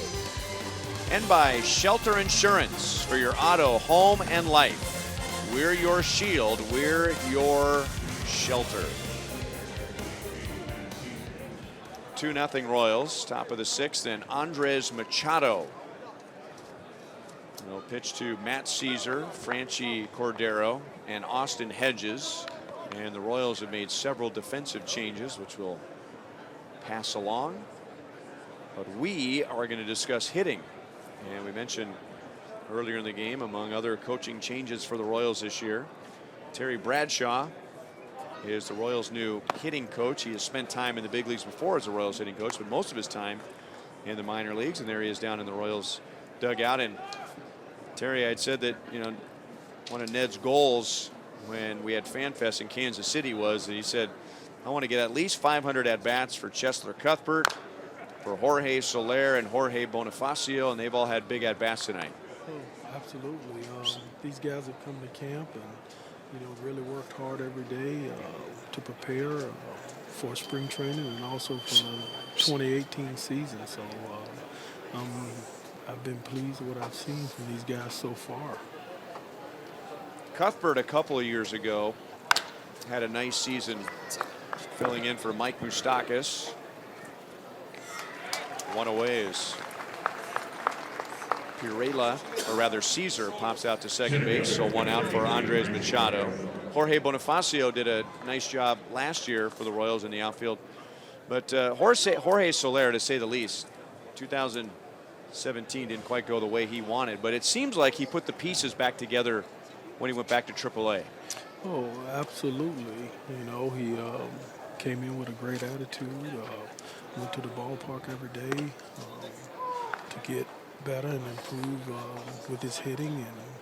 And after the season, he went home over the winter and obviously prepared himself physically, also worked mentally to improve his approach. You know, just improving himself to stay on the ball and use the whole field. just drive the ball from gap to gap. So he came to camp looking real good. Hopefully, as he moves forward, he continue to get at bats and continue to improve daily. And Terry, talk about moving forward, because you've been with a lot of these players at various levels throughout the organization, and seeing them come up and have the opportunity to compete for a chance to get at bats at this level. It's got to be very rewarding for you to start with, to be coming through this organization, through the system with them, and now seeing them have this chance here. Absolutely. I was just having a conversation the other day with Mike Jersley, talking about, when these kids was 18, 19 years old in the system at the rookie ball level, and now they've getting the opportunity to, like you say, get at bats here in spring training at the major league level, and also at the major league level during the 2018 season. So it's very gratifying to say I've been a part of these guys' development, and looking forward to continue to help these guys throughout the process. And when you're going through this developmental stage, how difficult is it for you to really have them focus what it is they have to be doing to be successful? Because I know a lot of times the energy, playing at this level, the additional fans in the ballpark, it's hard for players sometimes to reel it back. But how important is it for you to kind of mentor them and be there with them? It's very important. I just want to make sure these guys understand that we want to keep things very simple, and obviously know the daily challenges that we'll face throughout the year. But it's my job to create that positive attitude for these guys that come to the ballpark every day with the right frame of mind, knowing that we're going to go through some struggles, but we're going to stay consistent and persistent in what we do daily. And, every day we come to the ballpark, we're looking to get a little bit better. And, throughout the season, we're hoping that improve every day. Terry, you and I were chatting around the batting cage earlier today, and I was asking about individual hitters, and you just kept coming back to his approach. He needs to get back to his approach, or he needs to come up with a new approach or whatever. And I'm wondering, as a hitting coach, what is more difficult to teach? Something mechanically, or to get a hitter to just trust an approach and stick with it for the entire at-bat? Well, as we were talking around the cage, I don't think when guys struggle, it's as much mechanically as it is about their approach. Like you said, the approach is real tough, especially when guys go out and they don't have success. They obviously want to go back to what feels comfortable for them. But, it's our job to make sure these guys understand that it's not a quick fix. It's for the long haul, and it can get tough with so much failure. But I'm confident, we're confident that we can keep these young men on track, and we're going to just do it by, creating a positive attitude and getting them to understand that we believe in them. And, hopefully they can understand that and be able to relax and be under control and go out and perform. And Terry, one more question for you. Talked a lot about those young players, but one player I was talking about earlier in the broadcast was Alex Gordon, and how he made some adjustments toward the end of last season and really turning things around for him. Obviously his numbers weren't where they should have been or need to be for an Alex Gordon, but what are you seeing from Alex Gordon this spring that maybe be encouraging for you? Well, first of all, in my conversation with Alex, we have not talked about mechanics. Obviously, I was aware of the adjustments that Alex made at the end of 2017. I like what I saw. I watched a lot of video of Alex this offseason, and mechanically, I didn't see a whole lot wrong. I think, for Alex, it was just what we've talked about the entire this entire session here is approach, mental approach, going back to just seeing the baseball, getting a good pitch to hit, not worried about where my hands are, where my front foot may be, but just going out and competing against the ball and getting a good pitch to hit. And I've been pleased with Alex. Obviously, we know he works super hard at his craft, and I think Alex will be definitely better than he was in 2017. So I've been pleased with what I've seen from Alex so far, and it hadn't been any mechanical changes, just more about his approach. Yeah, and you know, Terry, I brought up too, if you're looking to be optimistic about Alex in 2018, he's older now, but he's got a track record. You know, it didn't seem like it was that long ago when, you know, he struggled so badly in 2010, went back to the minor leagues and had the best season of his career in 2011. I mean, he's proven that he has the ability to change and not be just set in one way. Absolutely, you know, and sometimes, you know, I just think, you know, when you go through tough times, you go through failure, I just think it just builds even more character. You learn more about yourself, and I think, you know, in Alex Gordon, I think 17, he took it personal, and, you know, obviously we know he went home this winter and, you know, physically got himself in even better shape. And like I said, I've been pleased with everything he's done so far. Terry, thanks a million for your time tonight. We'll let you get back to the game. Thanks for having me. All right, Terry Bradshaw, Royals hitting coach. Been in the organization for a long, long time, mostly in the minor leagues. Spent a little bit of time as the Royals big league coach, but back again. Machado almost balked. He fallen off the mound with a pickoff play over at second base.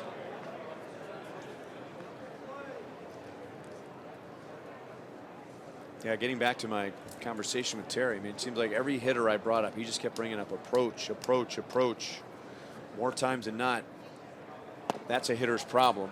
But the tendency is, oh, I got to do something with my stride. I got to do something with my hands. I got to do something with my stance. Where when they end up breaking out of the slump, it's because they just got back to a better approach. Right, and I can't really relate to the hitting side of things, but it's similar with pitching. And oftentimes you'll have a pitching coach who's very mechanical oriented. I think that's better off for a pitcher who's maybe trying to learn some things at the lower levels of baseball.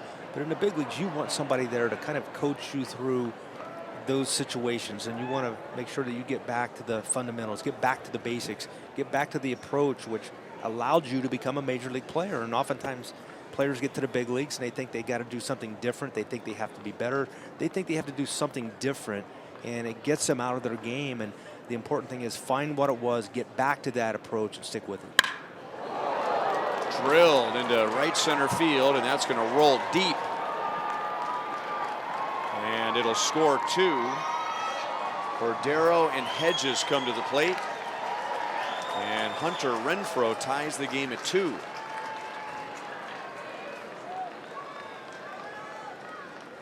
You're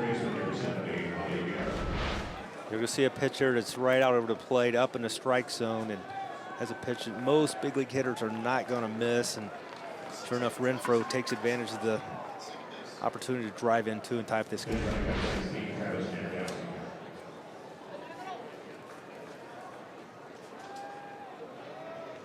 Travis Jankowski is going to run for Renfroe.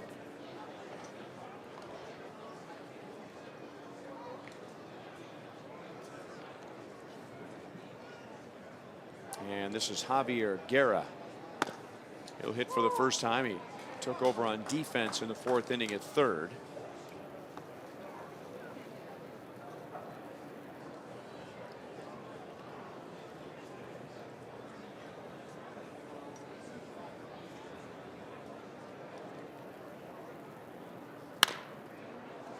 That's back through the middle, and a nice diving play up the middle to keep the ball on the infield. So that saved a run. Nicky Lopez, one of the many changes for the Royals in this top of the 6th inning, saved a run and allows for a chance for a ground ball and a double play. Didn't think he had much of a chance to even get that up ball, but he got a glove on it and saved a run.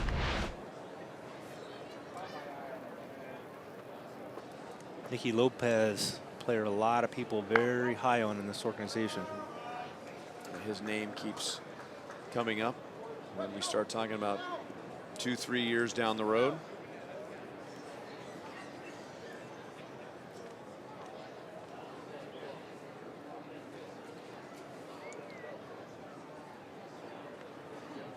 This is Josh Naylor. It's a great name for a hitter. He's not getting cheated up there either.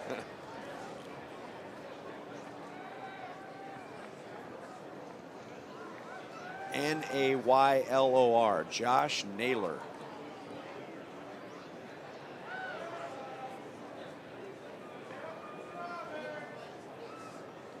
First and third with one out.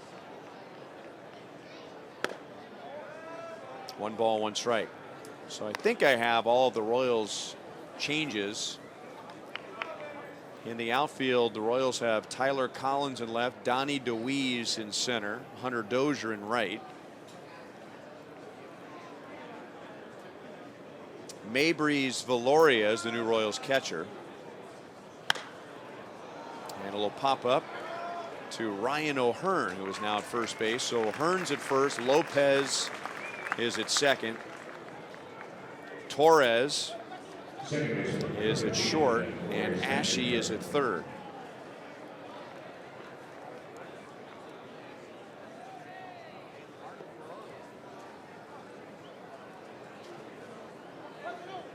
And now Corey Spangenberg, Padres leadoff man and second baseman. He is 1 for 3.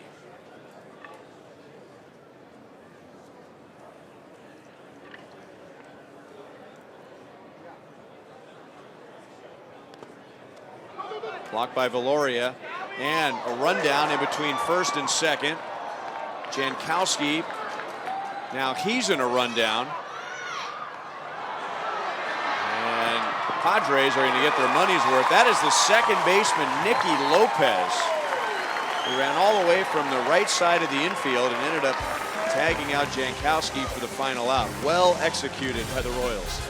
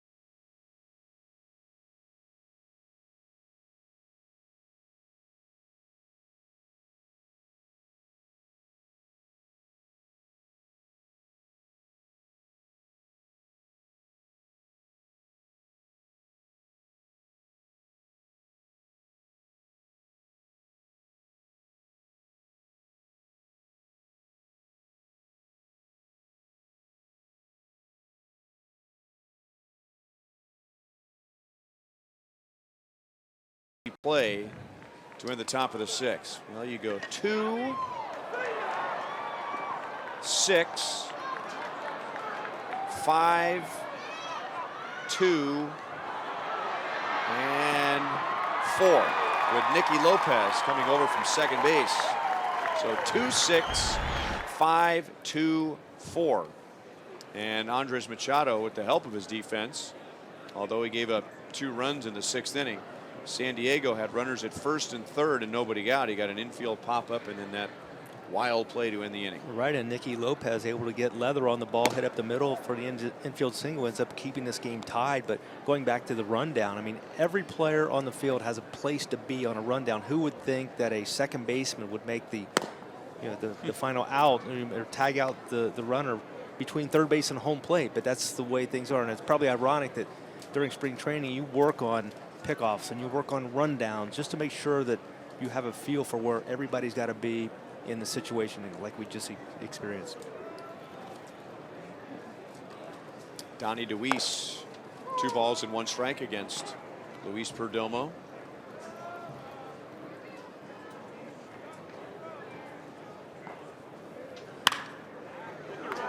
through the right side. Donnie DeWeese, who is now in center field, leads off the 6th inning with a base hit. Showed you his numbers at AA Northwest Arkansas last year, and that was his first year in the Royals organization after spending 2015 and 2016 in the Cubs system. And now Nicky Lopez.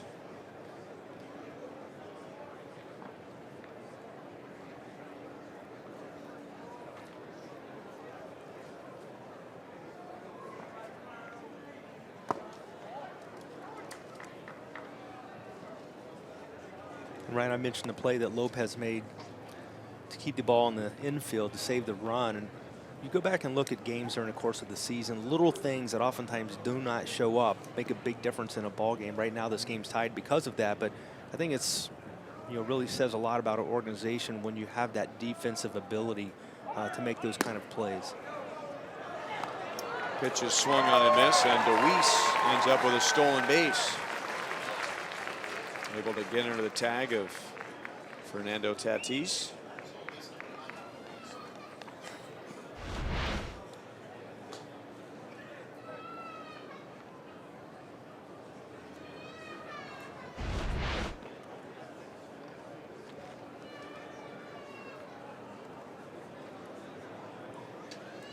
Nicky Lopez was at 2 different levels last year.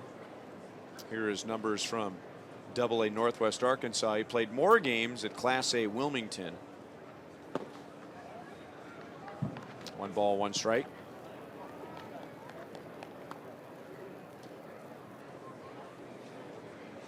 He was the Royals' 5th round pick just a couple of years ago out of Creighton.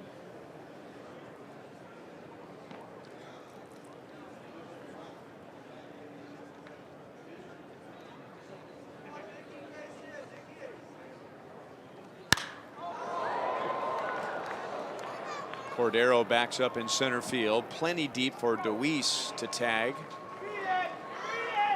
and he'll go in standing. So it's a productive out. DeWeese is at third base with 1 away. Yeah, Lopez has pop in the bat for not a large guy.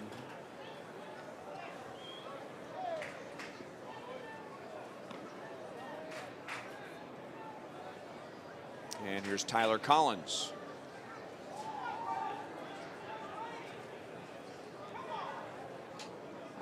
Collins spent part of last year with the Tigers. And now situation here, runner at third, infield in. And a fastball in for a strike. An area the Royals hope to and expect to improve this year, situational hitting.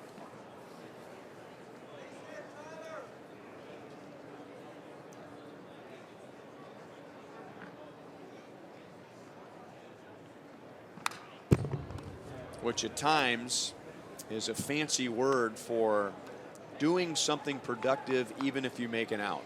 Exactly, and I think if you look at the season the Royals had last year, we know individual home run record broken, team home run record broken, but if you get back to what the Royals did when they were championship teams, they did little things to win baseball games. The situational hitting was there for the most part the entire seasons of 14 and 15. They were able to do those things to put themselves in position to win games that people were, they were literally baffled by looking at the Royals' numbers with regards to the lack of home runs and all the things that they were not doing, but they were doing those things like you just talked about, the situational hitting to help put runners across the plate.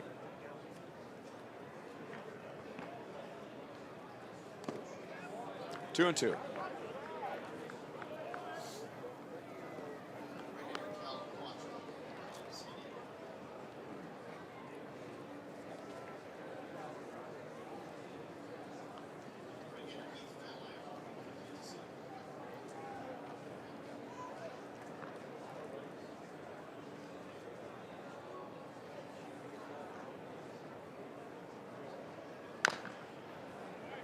Still 2 balls, 2 strikes on Collins.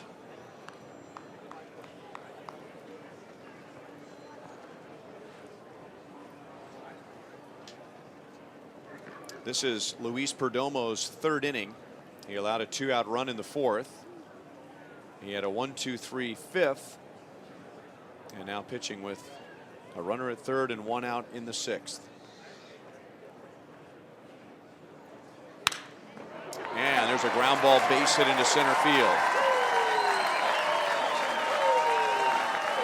So a single, a stolen base, a runner advances on a fly ball, and another base hit, and the Royals lead 3-2.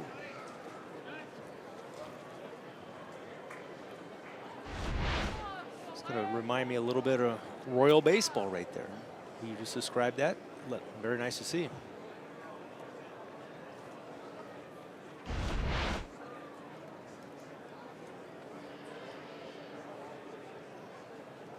Here's Jorge Soler. And he takes inside ball one. Soler with 2 outs and nobody on in the fourth inning and down in the count. Reached with a walk against Perdomo, who had made him look bad with a couple of pitches earlier in that plate appearance. And then he scored on a double from Bonifacio. And there goes Collins. The throw is right on the money.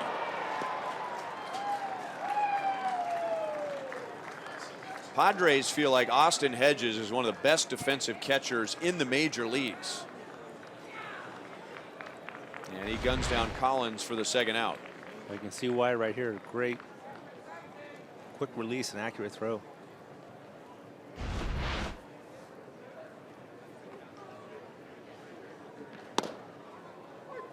Delayed call.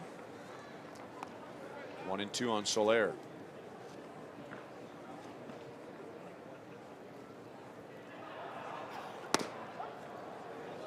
Inning over. But the Royals take the lead on Collins' RBI single. It is 3-2 KC at the end of 6.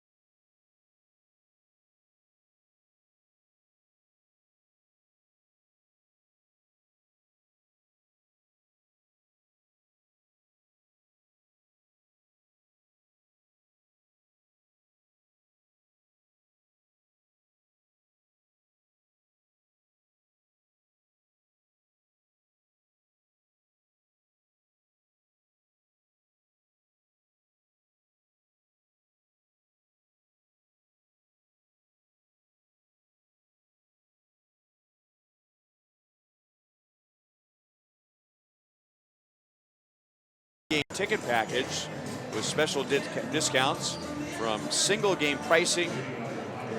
Visit Royals.com/10pack for details.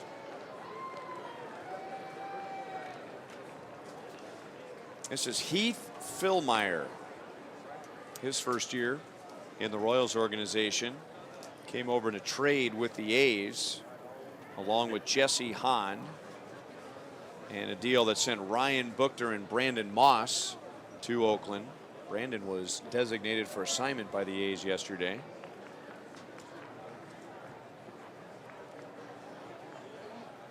And Corey Spangenberg will lead off.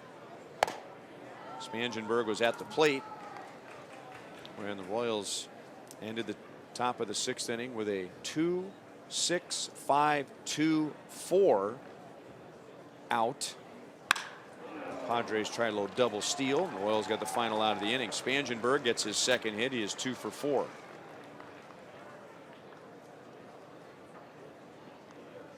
Shortstop number 84, Fernando Tatis Jr.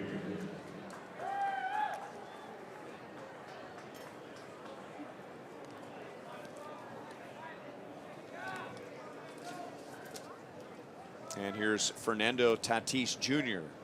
He appeared as a pinch runner for the Padres in the 5th inning.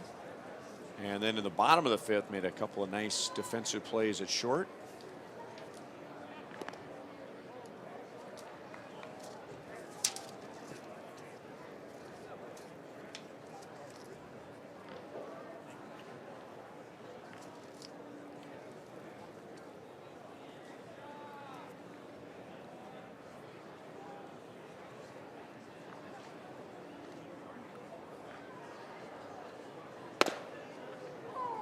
Good firm fastball, 0-1. Ryan Fillmore, one of the guys that we talked today with Kyle Eldred about, a lot of the young arms that maybe are going to be pleasant surprises. And I think that's one thing that, looking at what the organization has been able to do, just continue to try to stockpile arms, get as many arms as you possibly can get. And hearing Eldred talk about pitchers like Phil Meyer, I think it's enlightening to see really the future of what the system is going to have with regards to arms, so you can go to it at various points of the season when you need it. A lot of the guys competing for jobs here, and probably a camp unusual in comparison to what we've seen for the last several years, but a lot of opportunity here, a lot of chances, I guess, for players to come out and show what they've got.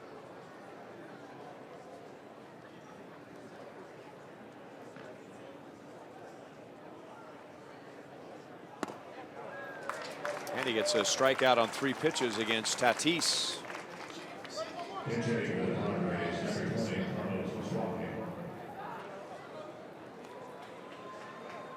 Carlos Asuaje will bat for Headley.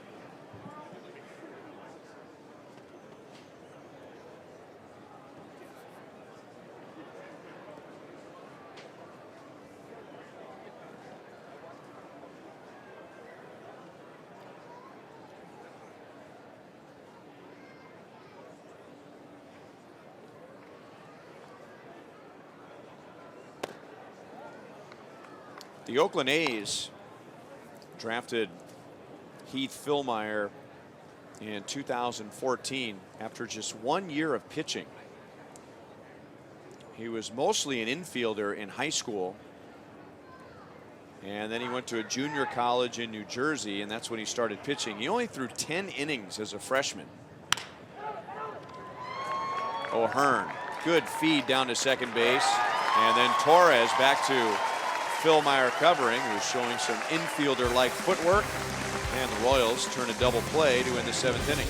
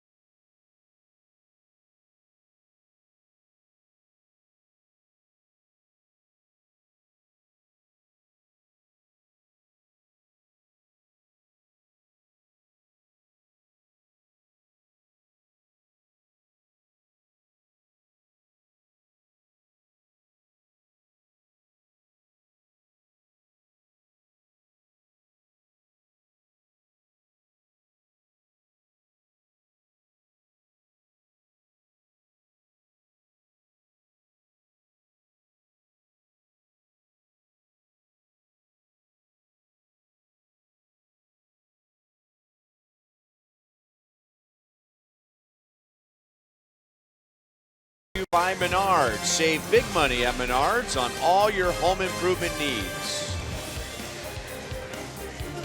And by Shelter Insurance.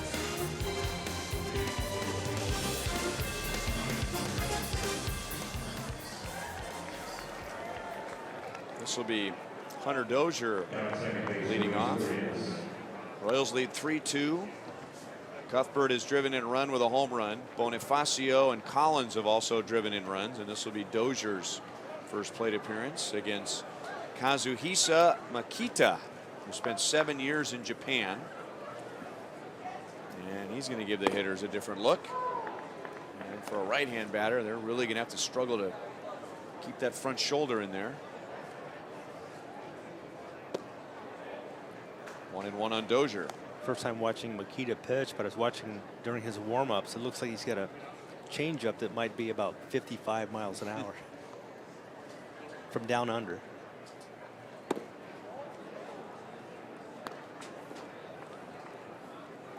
2-1.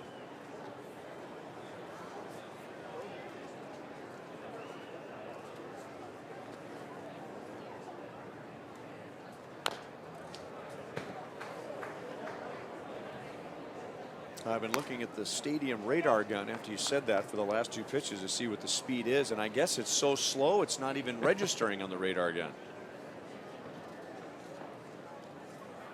He's a finesse guy. 7 years with the Cebu Lions. That pitch was 64 miles an hour.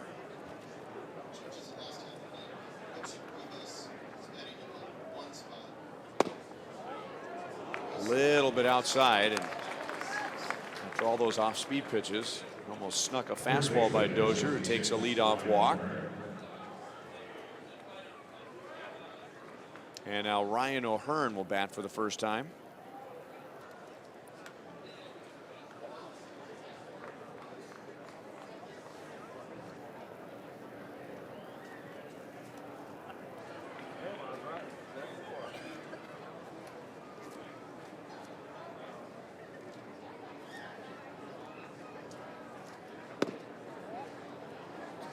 Slider is inside for ball 1.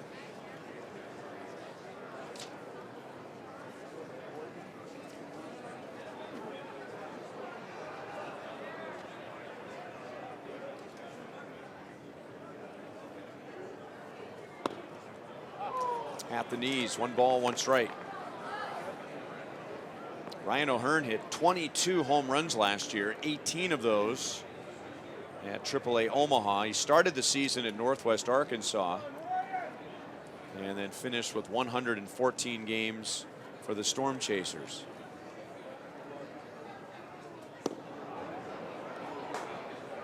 That did not register on the stadium radar gun.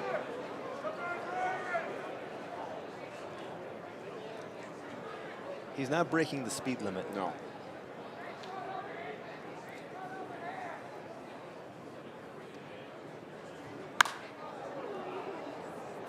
Two and 2.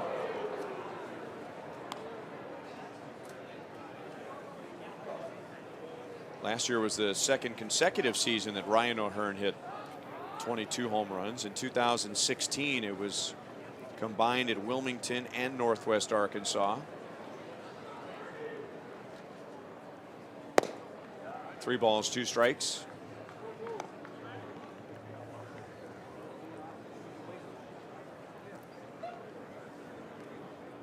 Right, every year in September when the Royals bring in the award-winning players from all the various teams throughout the organization, get a chance to speak with some of the young men and also some of the coaches who have coached them or managed them. And Ryan O'Hearn is a player who a lot of coaches can't say enough good things about. So I think he's got a bright future as well. A lot of guys we've been talking about tonight, but there's a guy that plays a position with power. He's demonstrated power in the minor leagues, and hopefully the player is going to develop into that kind of player that can do it at this level. Just gets better every year and has the ability to adjust when he gets to the next highest level.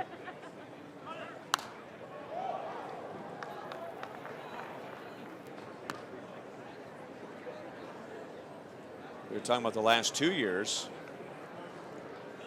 22 home runs in 2017. 22 home runs in 2016. Well, in 2015, he had 27 home runs and was the Royals minor league player of the year.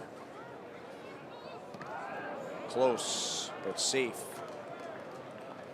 Veteran umpire Ed Hickox is over at first base, and there's Mitch Meyer coming into the screen, the former Royals outfielder, now in his first season as Royals first base coach, base running coach, and outfield coach.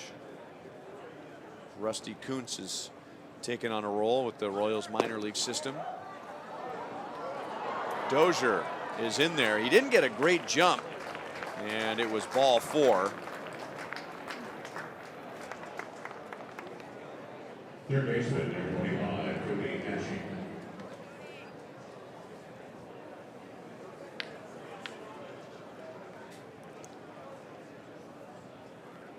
So 2 on, nobody out. And now the former Cornhusker, Cody Ashe. Makita has walked the first 2 hitters, Dozier and O'Hearn. And this is Ashe's first at bat tonight. Down and away, ball 1. Speaking of Rusty Kuntz, had a chance to visit with him earlier today and talk with him a little bit about the work he's doing, primarily on the minor league side, working with some prospects. And he said a lot of work, way different work schedule when you're working at that camp, because a lot of new guys, a lot of so many guys, you have to find creative ways to be effective and constructive with your time. But he's certainly enjoying, and as we know, a tireless worker, and he's going to do everything possible to really help with the development of these players. Padres are concerned that Makita may be hurt, so Darren Balsley, the Padres pitching coach, is going to go out along with an interpreter. So they see something out there that's concerning.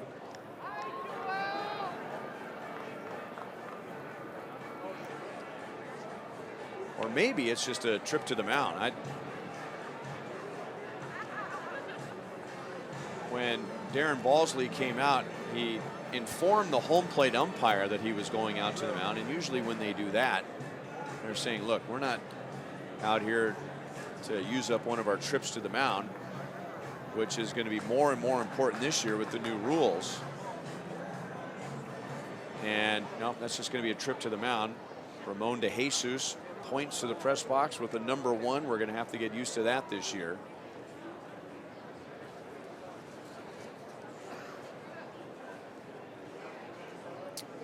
Speaking of that, I read earlier today that the Arizona Diamondbacks are going to be using golf carts to bring pitchers in from the bullpen. So finding ways to both speed up the game and maybe obtain some sponsorships. Well, I remember there was, doesn't seem that long ago, although it was, I mean, you're talking over 30 years now, where several teams used to use a golf cart to bring the pitcher in from the bullpen. 2 balls and 2 strikes on Ashe. I remember during my career, I think there were certain ballparks where it was an option. You could do it if you wanted to do it. I think between innings, you know, pitchers have a lot more time, but during the middle of an inning, it'd be a great time to use it because you could take advantage of the speed.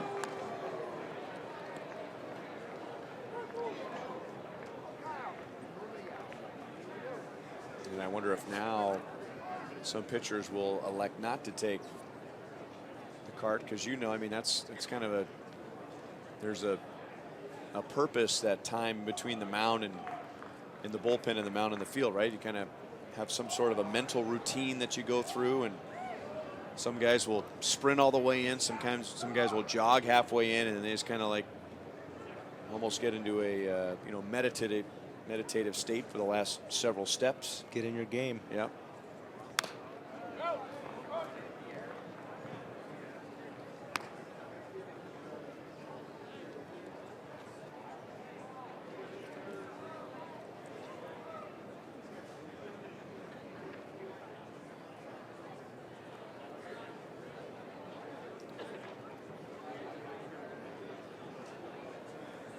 I don't think Jose Valverde would have enjoyed taking the golf cart from the bullpen.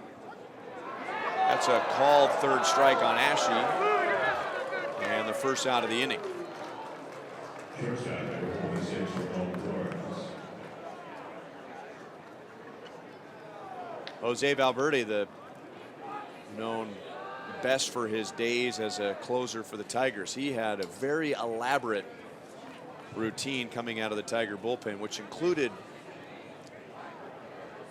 spitting about, in 4 different increments, about a gallon of water out of his mouth. He would spit to the left, he would spit to the right, he would jump sideways from the dirt onto the grass and run from the warning track to the infield dirt and then hit the brakes and then would finish spitting out water on the dirt. I think he would decline the golf cart ride to the mound. But ball players are not superstitious, right?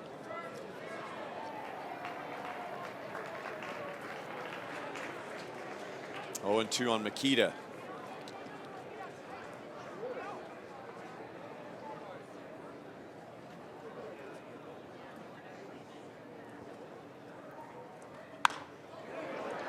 That's a fair ball right on the line. Ramon Torres. He'll drive in Hunter Dozier. O'Hearn will go to third. And now the ball almost rolled into the Royals dugout. Torres goes into second base on the throw. And the Royals take a 4-2 lead. So one of the walks has turned into a run, and the other walk is standing at third with 1 out.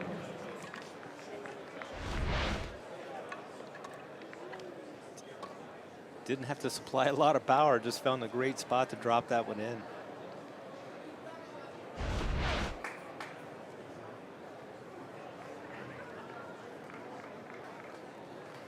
And now the Padres will bring the infield in for Maybreeze Viloria.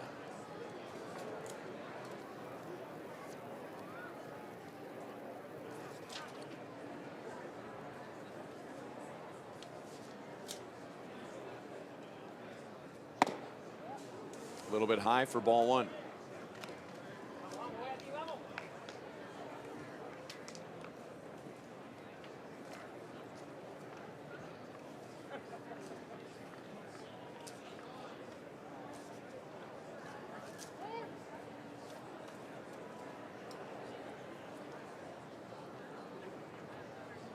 Viloria spent last year at Class A Lexington, where he batted .259.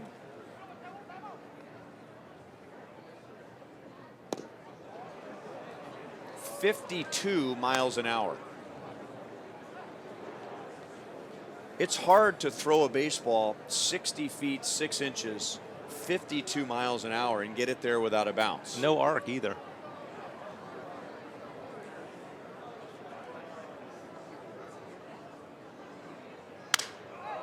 Broke his bat, and coming up to get it is Cordero. Tagging and coming down the line is O'Hearn. He is out. So the Royals get 1 run out of all that. Torres driving in Dozier, and then 8-2 for the double play to end the bottom of the 7th inning.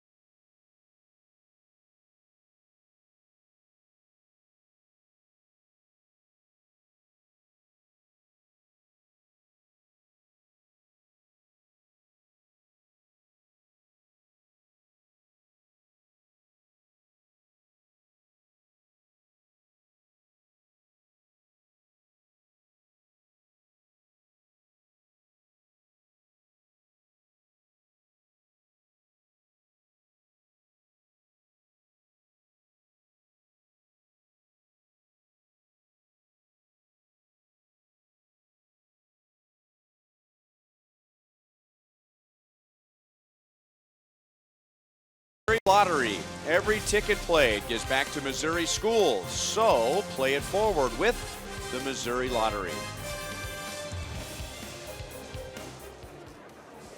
Heath Philmeyer pitched a scoreless 7th. Matt Caesar will lead off the 8th. Outside for ball 1. Philmeyer gave up a leadoff single in the 7th, followed by a strikeout and then a ground ball double play, so he faced only 3.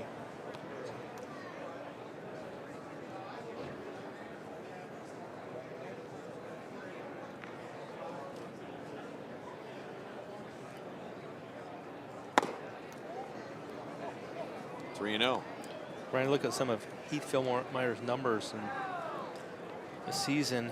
134 innings, 7 home runs, all solo. So obviously keeps the ball down well. Where was that pitch?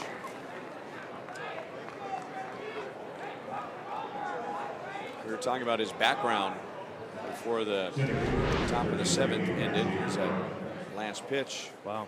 In the 8th inning of a spring training game. That's usually called a strike. But this is a young guy with an even younger arm. And what I mean by that, Philmeyer is not somebody who has been pitching his whole life. It wasn't until his freshman year of college, and he only pitched 10 innings that year. And then he took on pitching full-time his sophomore year. But that was just 4 years ago. And the Oakland A's liked what they saw, and they figured, okay, that sample size was enough to draft him in the 5th round in 2014.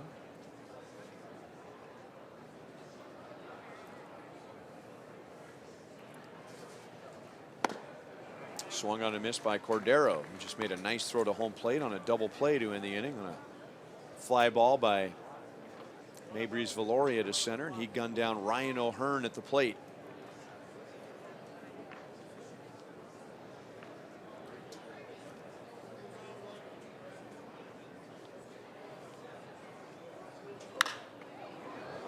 Base hit center field. Caesar will make the turn. He'll head to 3rd. The throw goes to 2nd, and Cordero with a hustling double. And now the Padres have runners at 2nd and 3rd and nobody out. Second baseman, number 93, Luis Urias.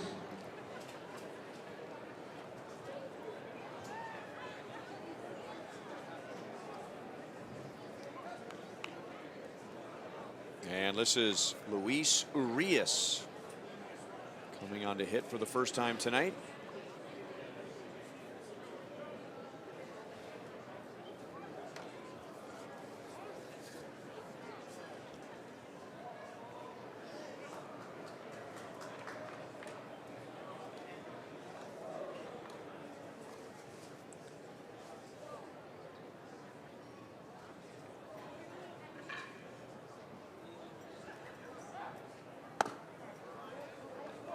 One and 0. Padres have had base runners all over the place tonight. They had 2 runners in the 1st, 2 in the 2nd, 2 in the 3rd, 1 in the 5th, 4 in the 6th, 1 in the 7th, and now 2 in the 8th. And yet so far they have scored 2 runs. There's a good slider for a strike, so Royals pitchers have been able to buckle down tonight with men on base. Philmeyer has his work cut out for him here. Obviously wants to keep the ball in the infield.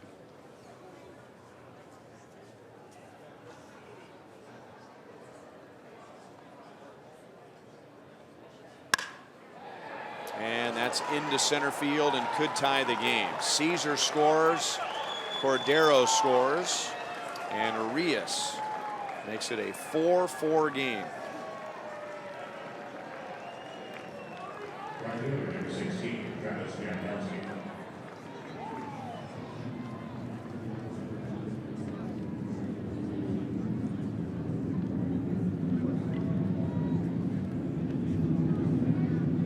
here comes Travis Jankowski, who came on as a pinch runner in the 6th inning and was part of that wild play. Padres had runners at 1st and 3rd with 1 out. And tried a little double steal. Or 1st and 3rd and 2 outs, I beg your pardon. And on a 2-6-5, 2-4 play, the Royals got the final out without a run scoring.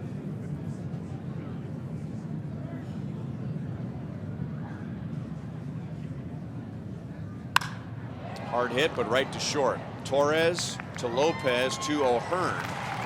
And there are 2 down.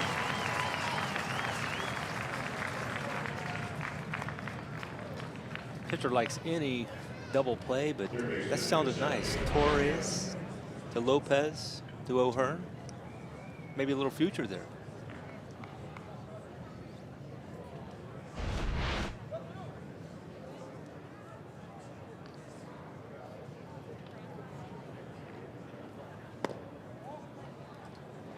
Ball 1 down and into Javier Guerra.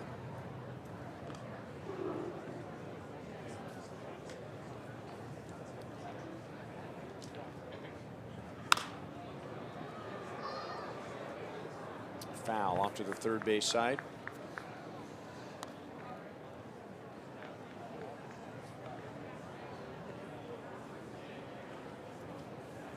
We've talked about the competition in this camp. And Torres, obviously a guy that's going to be competing for an opportunity to be that utility guy.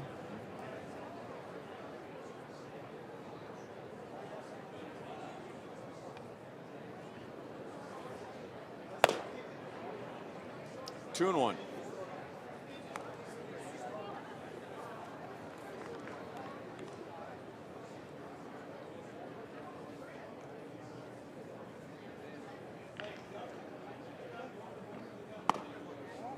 A little bit high, 3 balls, 1 strike.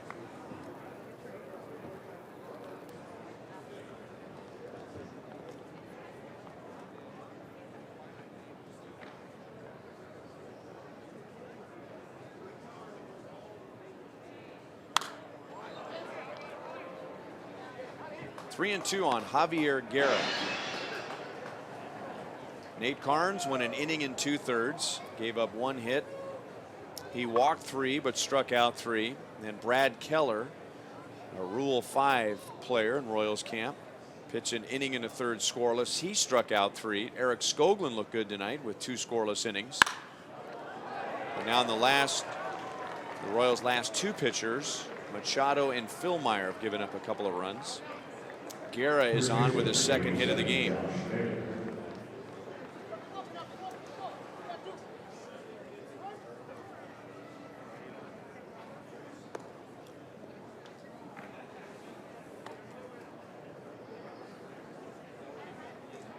Pitchers out there battling, looking to get outs regardless of the situation. And we talked about approach. We heard Terry Bradshaw, the Royals hitting coach, talking about the approach. The important thing is stay within your game. Don't try to do anything special. Don't try to do anything you're not capable of doing. And oftentimes young players in spring training, it's very difficult to stay within yourself.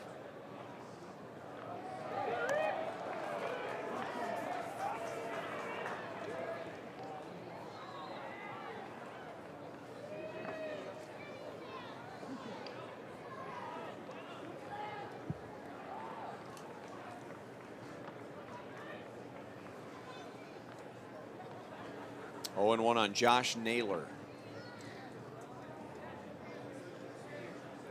All right, Monty, it just came to me. You're talking about how good it sounded. Torres to Lopez to O'Hearn on a double play. It took me back to a spring training game here 12 years ago.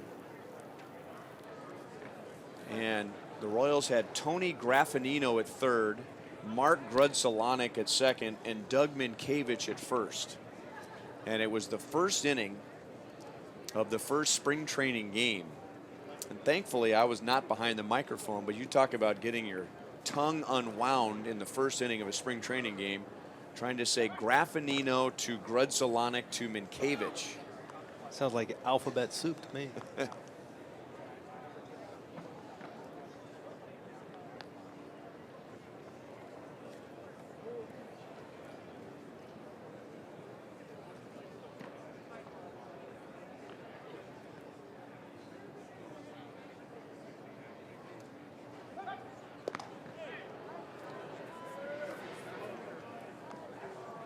Guerra has a good lead over at first base.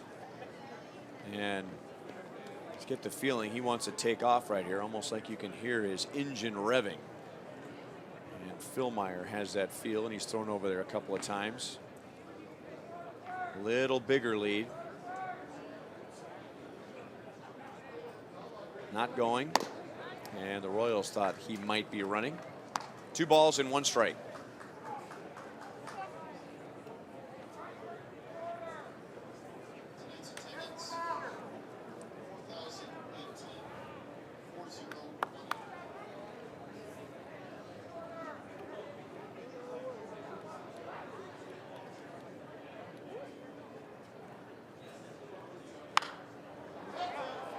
Huge rip. And it's fouled back and out of play.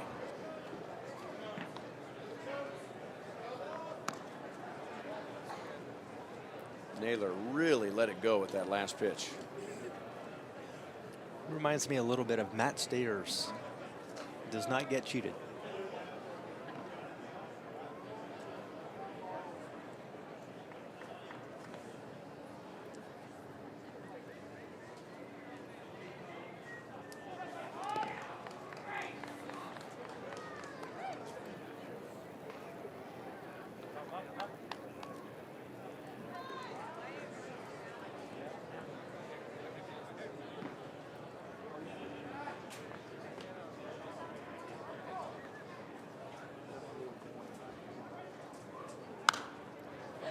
Fouled back and out of play.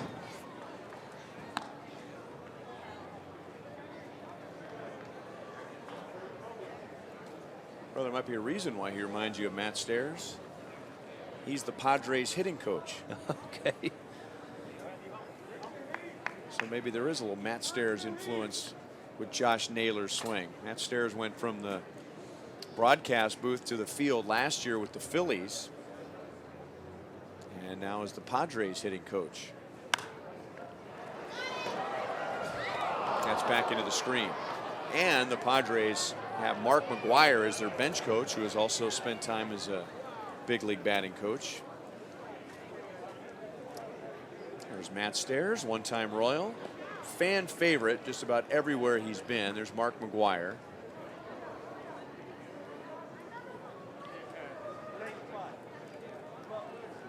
There's probably not a whole lot of just take a nice, easy swing in the hitters' discussions. I believe that. O'Hearn gets a glove on it and fumbles around for a moment, but has time to get Naylor and end the inning. Padres get 2 runs on 4 hits to tie the game at 4.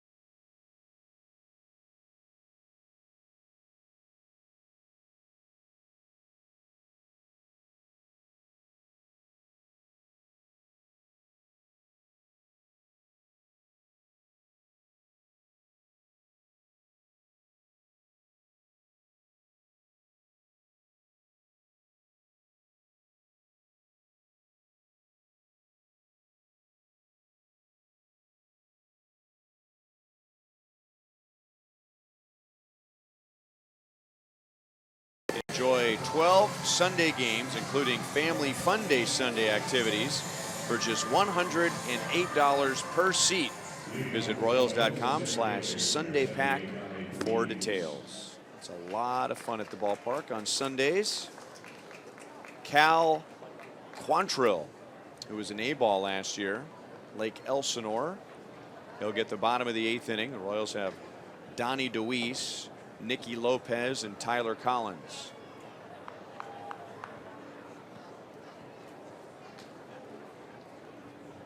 Royals tonight have had a 2-0 lead.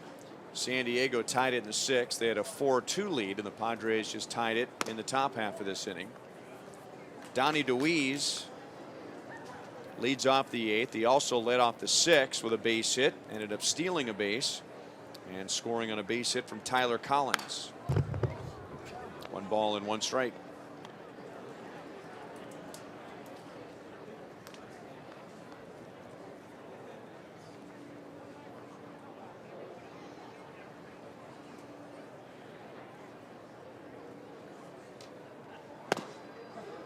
One and 2. Another player in a Padre uniform whose father played in the big leagues. You might remember Paul Quantrill, who had a long major league career as a pitcher. Played 14 seasons in the big leagues. Blue Jays? Mostly with the Blue Jays.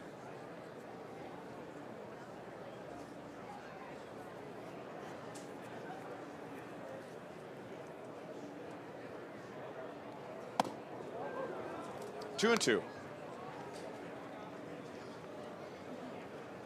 Both Paul and his son were born in Ontario, Canada.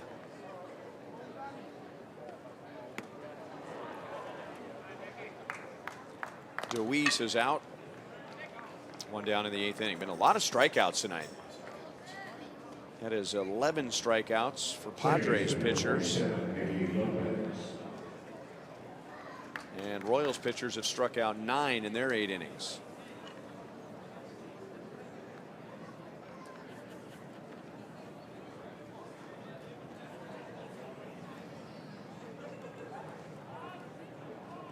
Here's Nicky Lopez with 1 down.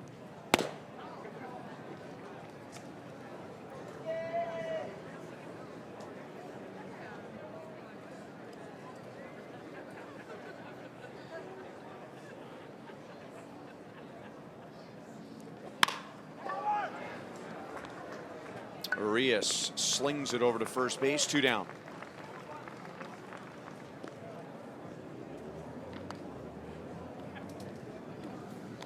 If he is watching at home, and I imagine he is, your partner during the Royals pregame and postgame shows, Joel Goldberg, I'm sure, is screaming at his television that Cal Quantrill's father, Paul, also went to the University of Wisconsin.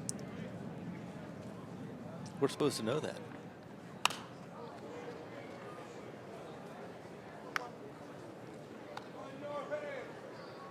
Oh, and 1 on Tyler Collins.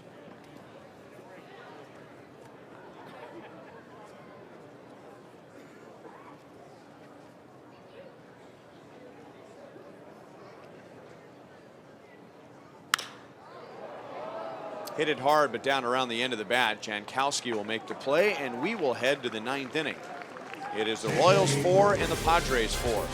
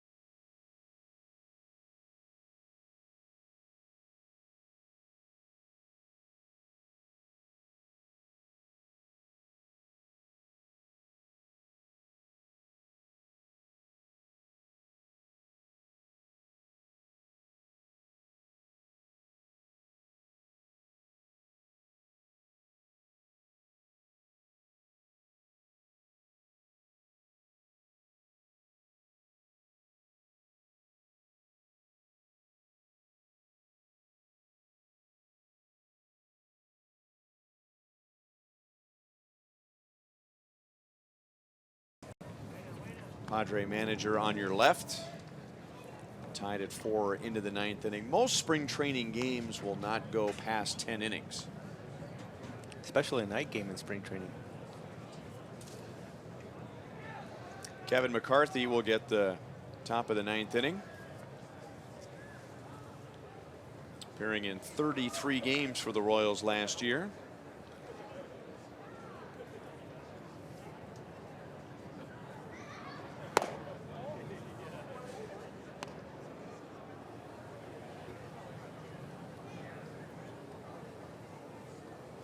Webster Rivas, who played last year in Double-A, leads off. And that ball is hit hard to right field. That's going to go all the way to the fence. How far will Rivas go? He will stop at second base with a leadoff double.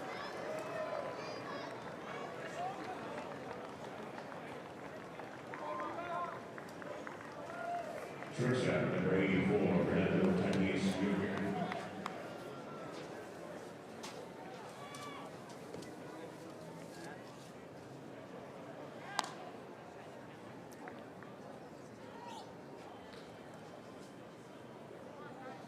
McCarthy usually makes his living keeping the ball down, getting a lot of ground balls. Not a strikeout pitcher, much more of a contact pitcher. But he got that pitch up to Rivas. And now Fernando Tatis Jr. He pinch ran in the 5th, and he struck out in the 7th.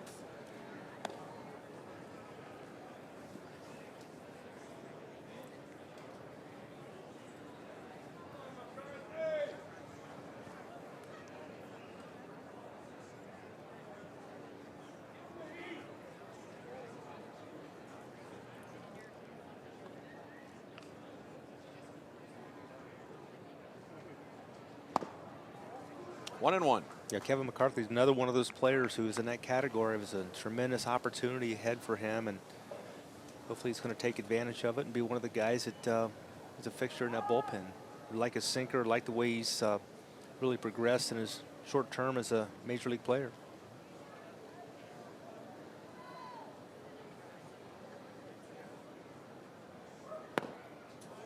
Two and one. A couple of years ago, he got 10 games in for the Royals, and his ERA was over 6, and he was able to make the adjustment last year. 33 games with a 3.2 ERA.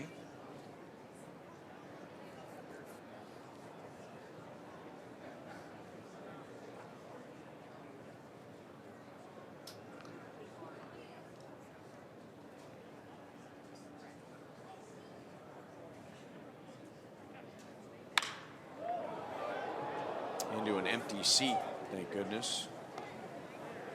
Tatis a little late on that swing.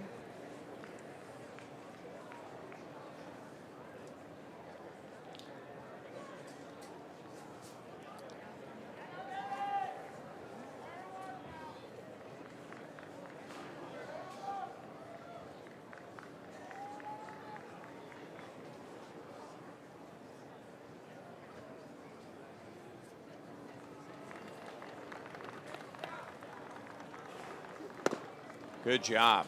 So an out with no advance, and Rivas is at second with 1 out. Yeah, really nice job there. You want to find a way to keep that runner at second base, find a way to get it out. Strikeout, obviously, easy way to do that. He did a nice job.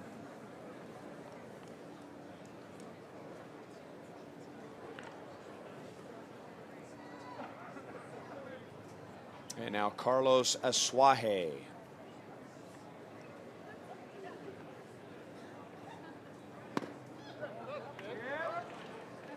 Did not go.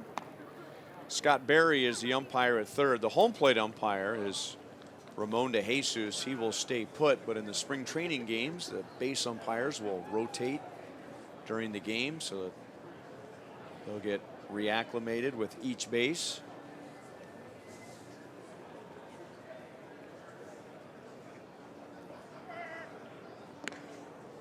We just showed you Ramon de Jesus behind the plate. He made history a couple of years ago.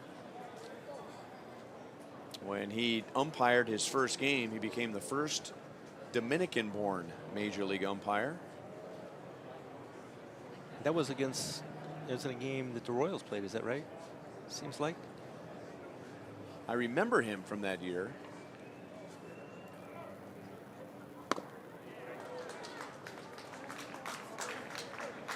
One ball and one strike on Asuaje.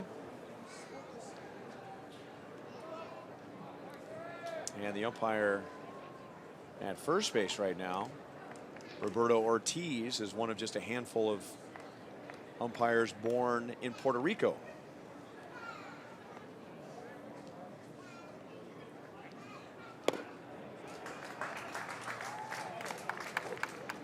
Well, 1-2 on Asuaje. Sorry, much like we talked earlier on that rundown play, the umpires moving around during spring training, getting a feel for all the bases, different situations, because they're in the same boat. They have different responsibilities regardless of what position they start at. They may end up at a different base during the course of a play. So it's just repetition, getting those repetitions during the course of spring and being ready for the season.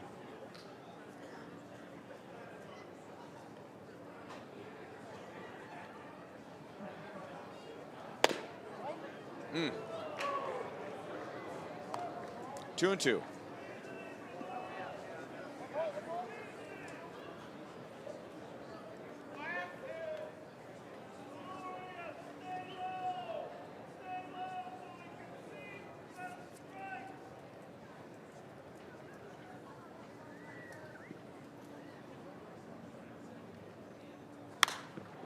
Slap to left field. That will drop in front of Collins.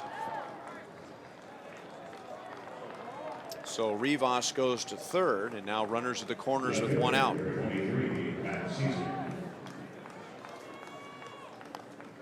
And now McCarthy could really use a ground ball.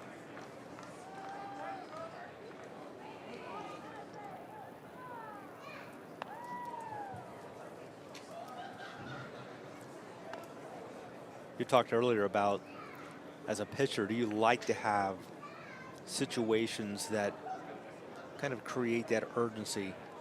I think this is a great situation for McCarthy here, because this is a typical situation he may come into during the course of a year where Ned Yost is looking for a guy that's going to throw a ground ball, get those 2 outs with 1 pitch.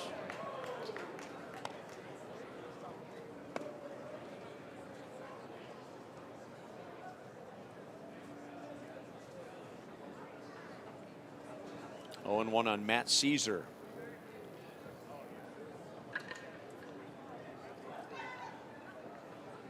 Who's going to bunt.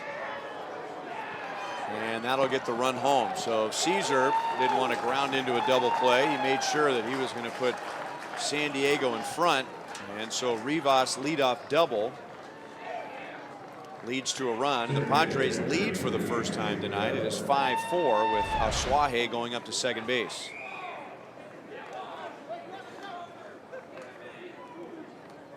Safety squeeze.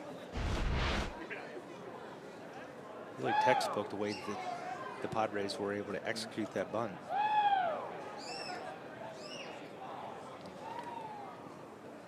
And now Franchi Cordero, who is the only Padre who's been in there all 9 innings, and he's had a good night. He has scored 2 runs. He has also prevented a run.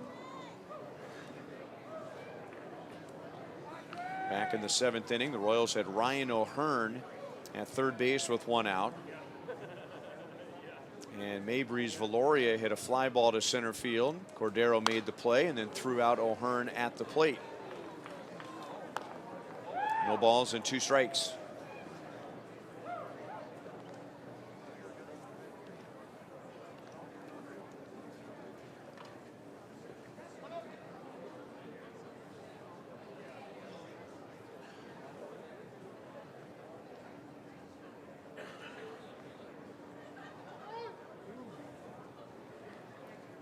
Padres will be in a very luxurious situation with their outfield, likely, with Eric Hosmer signing with the Padres and moving Will Myers back into that outfield.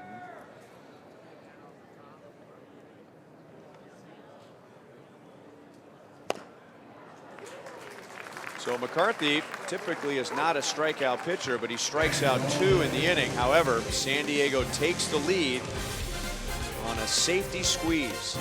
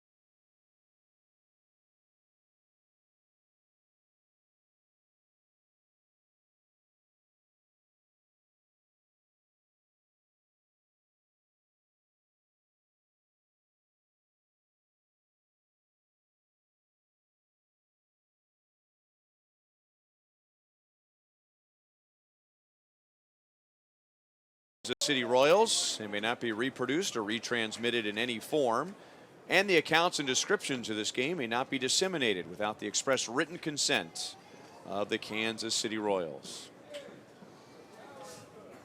Ryan Lefevre with Jeff Montgomery as we head to the bottom of the 9th inning. Jorge Soler takes ball 1. Gavin Bodell is our producer tonight. Larry Mago is our director. And Jorge Soler is leading off against Cal Quantrill. And that ball is hit hard, it is hit deep, and it is off the top of the wall. Or did he catch it? Did he catch that ball? Matt Caesar makes a great catch on a former Cubs teammate, Jorge Soler. That ball got out on that Yaya's white banner out there, and I thought it hit the top of the wall.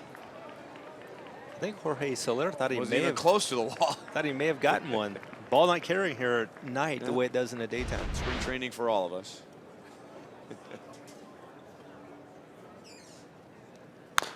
He must have caught that down around the end of the bat, because that was a good swing, good trajectory, but that ball just kind of flamed out once it got into left center field.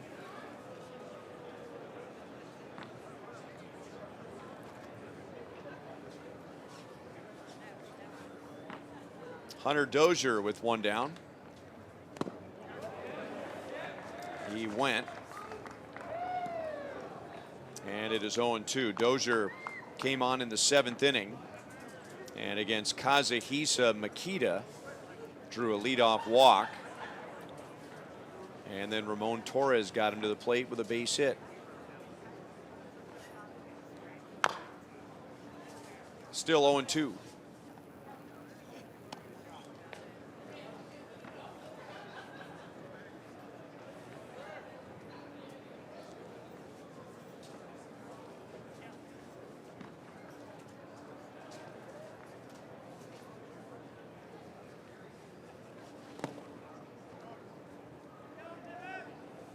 One and 2 on Dozier.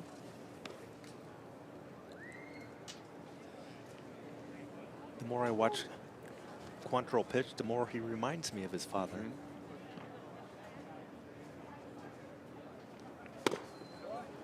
2-2. And I'm sure he would love to have a 14-year career just like his dad.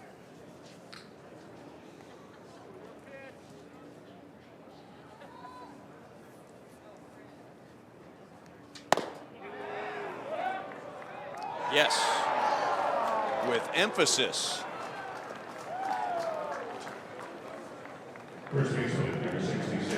Roberto Ortiz leaving no doubt as to whether that was a swing or not from Hunter Dozier. 2 down.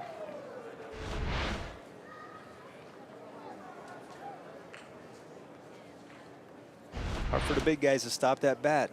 A lot of bat speed going through there. And now a strike on Ryan O'Hearn, who came to the plate in the 7th inning and reached with a walk.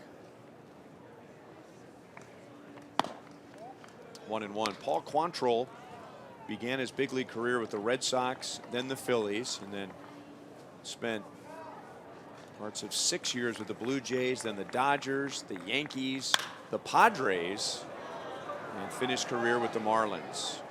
Cordero waits in center field, and that's the ball game. So the Padres, who were down and chasing the Royals all night, tie the game in the 8th inning. They get a run in the 9th on a safety squeeze. Matt Caesar driving in Webster Rivas, and the Padres win it tonight 5-4.